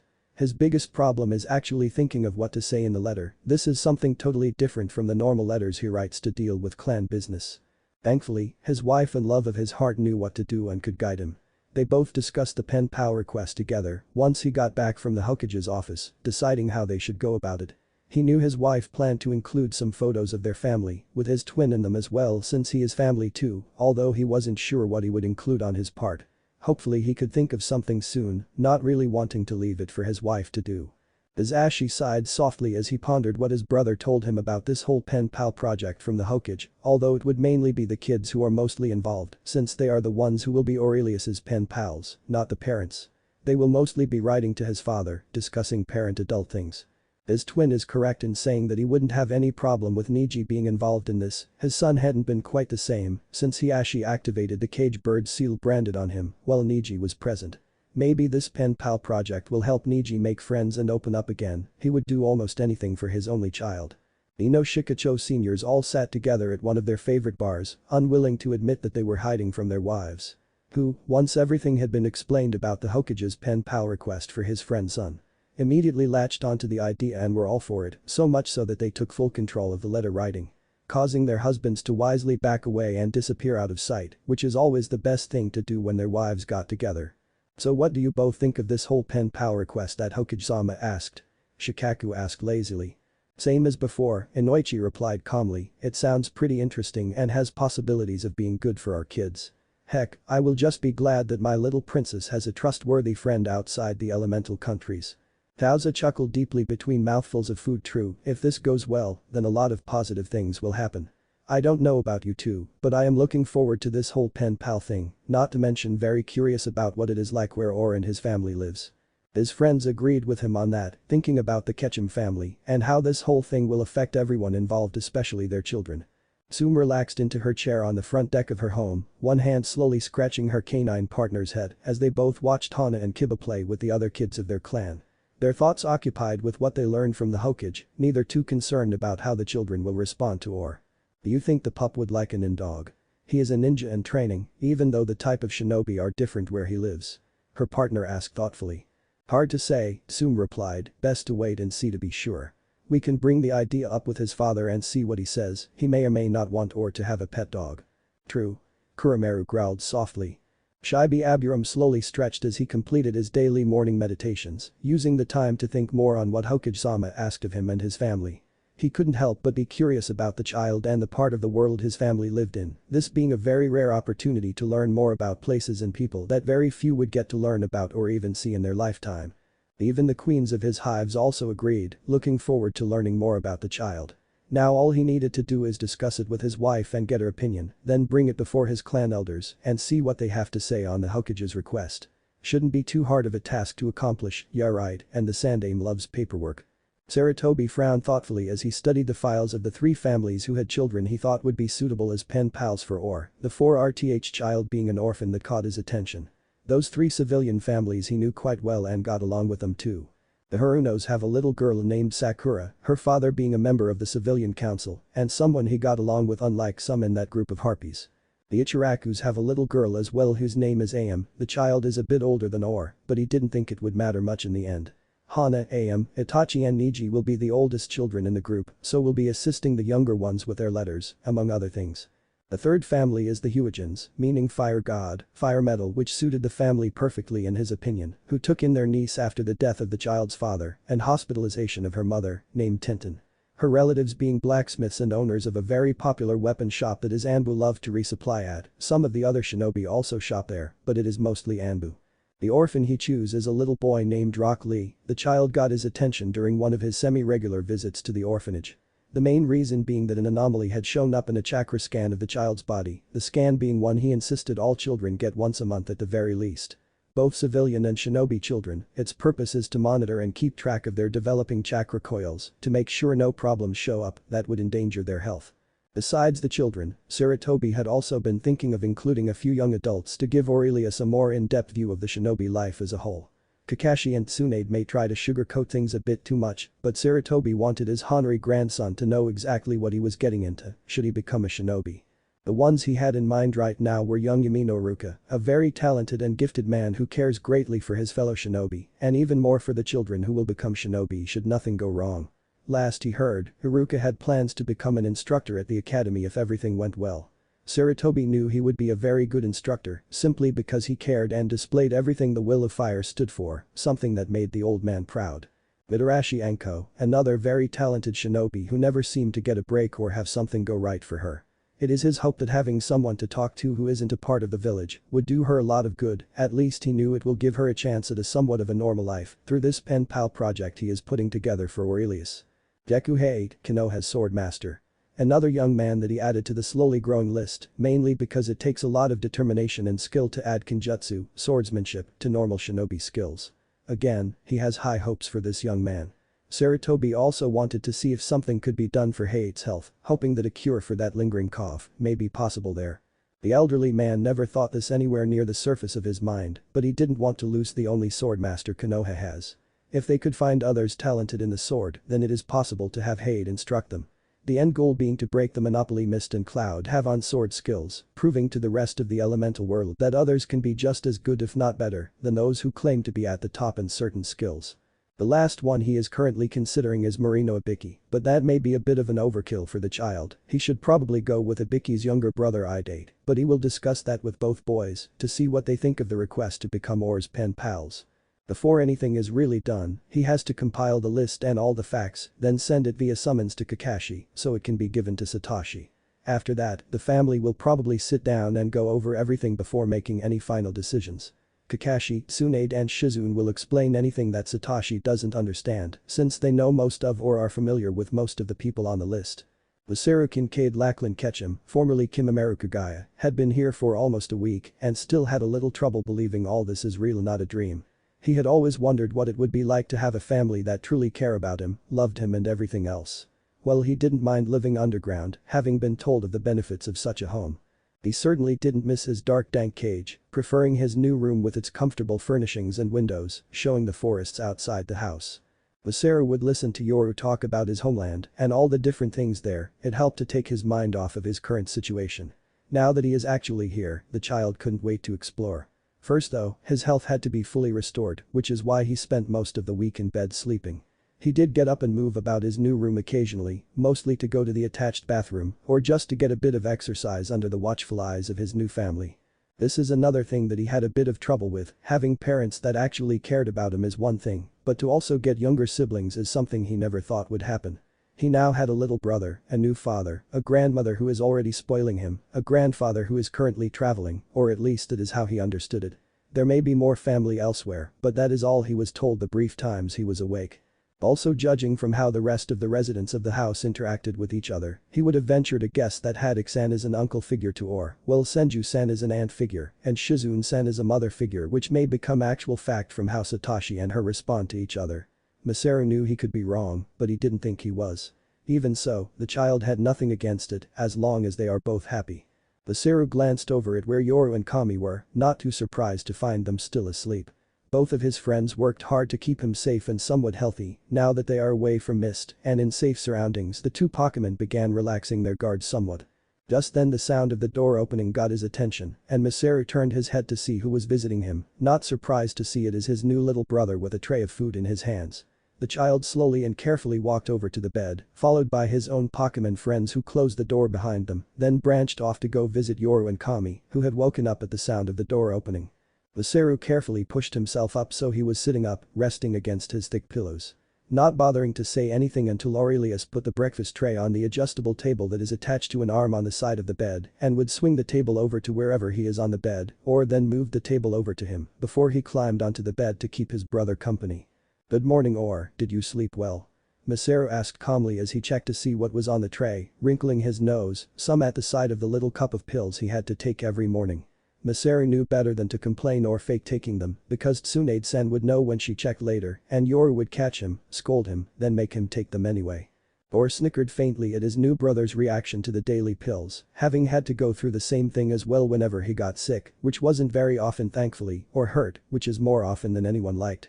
The child knew why he healed very fast whenever hurt or seldom got sick. His uncle Kakashi told him about the fox and that his birth parents died fighting the creature. While it did make him sad that he would never get to know his birth parents, he also couldn't help but be furious at the fox for escaping its prison and attacking, although he is even more pissed off at the man responsible for the fox's escape in the first place. Or loved his new adopted family very much, but he often longed to know his birth family beyond their deaths. Which is why he loved the stories Uncle Kakashi, Aunt Tsunade and Aunt Shizune would tell him before bed or other times. His family didn't know this, but the biggest reason he threw so much into training is to bring that man to justice, to prevent him from taking parents away from their children. There are other reasons why he trained so hard which his family knew of, but the biggest one he carefully kept to himself. Or may not tell his new brother, he hasn't made up his mind yet. "Good morning, Masaru-nai," Orurelius replied once he got settled on the bed. "I slept well. How about you, did you sleep alright, are you feeling better?" Dad and Aunt Tsunade said that if you are feeling better and your checkup turns out okay, then we can begin our trip today. Grandma and Prof. Oak agreed to look after the refugees from your former clan while we are gone, help them return to full health, and get settled here in Pallet Town. Some of them are even working part-time at Prof. Oak's place to earn some money as well as learn more about Pokemon. The others offered to look after this place while we are gone as thanks for taking them in. Dad doesn't mind accepting the help, it will help them become more comfortable here and may even encourage them to settle down in Pallet Town for a while. The town is small enough and quiet enough to allow everyone the time to become used to everything, at least that is what I heard at breakfast. Masaru nodded in agreement, giving little comments between bites of food after he washed down the pills with some juice. He is glad that his former clan is getting the chance to start over anew and hopes that nothing happens to screw this up for them. Just because he wasn't able to interact with his clan members much doesn't mean he wants bad things to happen to those who truly want to start over elsewhere. They deserve happiness just as much as anyone else does, including himself. Celebi slowly flew through the country known as Water, this land out of all those in the elemental nation interested and concerned them the most. Eventually coming to the agreement that Mew and he would do what they could to help those suffering, giving Pokemon partners to those who are truly worthy and won't abuse the privilege. So far the lucky ones were only that family with the ice bloodline and Or's new older brother. The two Pokemon have their eyes on others and checked on them frequently, but that is all. Right now Celebi is on his way to check on the controlled leader of this country Shinobi village, a person that both agreed definitely needed their help. They couldn't break Yagura free immediately, as that would alert the person controlling him to something wrong and only cause more trouble before they are ready, so they focused their attention on Yagura becoming strong enough to break free on his own and assisting Mei with the plans to free Mist. One of the first things they did was create separate areas or barriers within Yagura's mind and taught the young man how to maintain them, as well as strengthen the barriers. The part of Yagura's mind being controlled was contained in the outermost barrier, allowing those who bother to look to see nothing was changing. Each barrier after that is focused on defense and attack, the closer to the hardcore of Yagura's mind, the stronger and more dangerous everything got for those not supposed to be there. The core is also where the Sanbi is contained within a highly reinforced cage. Yagura's control room is also here, so he can observe everything going on within his mind and outside it, thus allowing him to act accordingly to whichever situation that arose. This type of mental skill had many different names in each dimension he visited, with various styles of instruction and construction. So he took what he liked out of each style and meshed them together to create one style that is sure to drive anyone who tried to get into a mind protected by that style absolutely bonkers, which is saying it nicely. Yagura took to this style like a natural, which amused Celebi and Mew. The two Pokemon didn't have to do much once Yagura got the hang of what he is supposed to be doing. They did continue to hang around and give advice whenever needed, which Yagura appreciated greatly. Celebi looked sadly at the people of Water Country, especially the children. Although he could see signs where things had begun to get better, little things that you really had to look in order to notice and know what you were exactly looking for. This made Celebi happy to see Yagura secretly taking a stand and doing what his people needed their cage to do, but this also concerned Celebi as his young friend and student is treading into dangerous ground. He just prayed that Yagura would be alright, if only he could bring Yagura a suitable Pokemon partner to help protect him, but so far the only Pokemon he could think of is Squirtle, which would suit Yagura's personality perfectly, or other water-type Pokemon, but Squirtle seemed to be the best choice. Mew had been giving Yagura some water Pokemon that no one would bat an eye at, except to think that the creatures were very strange and unusual. Yagura would just say that they were a gift from a former client who traveled a lot, mainly in the far western parts of the world. So far Yagura has 4 Carvanha and 4 Tentacool, in their own separate tanks of course, 1 Shelter, 1 Cursola, 2 Phoebas, 2 Finian, 2 Gul'Deen, 4 Magikarp, 2 Luvidisk, 2 Remoraid and 2 Quillfish in a huge tank together. Nor would Yagura allow anyone else to care for them but himself, setting aside 4 hours each day to focus on the strange fish as people saw it. Even the person controlling Yagura didn't pay any attention to the Pokemon, dismissing them as unimportant. Mew and Celebi made sure that Yagura knew how to properly care for each Pokemon, how to make their food, what medical treatment they should have whenever sick or hurt, and most of all, how to train them so they can reach their next stage of development properly. This is very important for Pokemon like Gul'Deen who eventually become Seeking, Phoebas who become Melodic, Finian who become Luminian, Magikarp who become Gyarados, Shelter who become Cloyster, Carvanha who become Sharpedo, Remoraid who become Octillery, and Tentacool who become Tentacruel eventually. The other Pokemon who didn't have a next stage of development were fine, but still needed the proper care like the others. None of them got special treatment unless it was training to help them become stronger naturally. Yagura did need to be careful though because some of his Pokemon had huge second stages. This is especially true for Magikarp and Tentacool. It didn't take long for Celebi to arrive at Yagura's office, his friend busy behind his desk, finishing the last few items of business for the day. Yagura had been gradually replacing the shinobi guarding him with those who are loyal only to him and knew he was under the control of someone hidden in the shadows. The young man has also slowly been strengthening security in certain key areas, like the cage tower and his quarters. It might not be much, but hopefully it will give Yagura enough time to escape. Celebi knew that his friend has plans to step down eventually once time allowed and then disappear into hiding, having already chosen his successor. When that happens, Celebi or Mew will bring Yagura and those with him home to their world, leaving him in the care of Father Acreus to break free of his controller and finish healing. The green fairy-like Pokemon hovered in a dark corner of Yagura's office, taking care to make sure he is well hidden. Yagura knew that he is here, but had to wait until it is safe to acknowledge him, so Celebi took the time to thoroughly check things out and see if his friend is really safe. The Pokemon in the 3 tanks of water also filled him in on what has happened since his last visit, mainly because no one really paid much attention to them. Once Celebi heard their reports, he carefully thought everything over to decide on his next step. One thing he did have to check out are these 7 swordsmen he heard so much about and see just how loyal they are to Yagura and Mist. If they are against controlled Yagura and loyal to free Yagura, then he may be able to do something about them. So far he only knew about Kisame and Zabuza, not the others. Something Celebi hoped to change before he left for home again. The Carvanha seemed to especially like Kisame, which isn't surprising, since both are very shark-like in appearance and personality. The tall bluish man always went over to their tank whenever in the office, either on business or other reasons, and hung out there until dismissed. What if Anbu Naruto was in Pokemon End here, and thanks for watching my video till the end.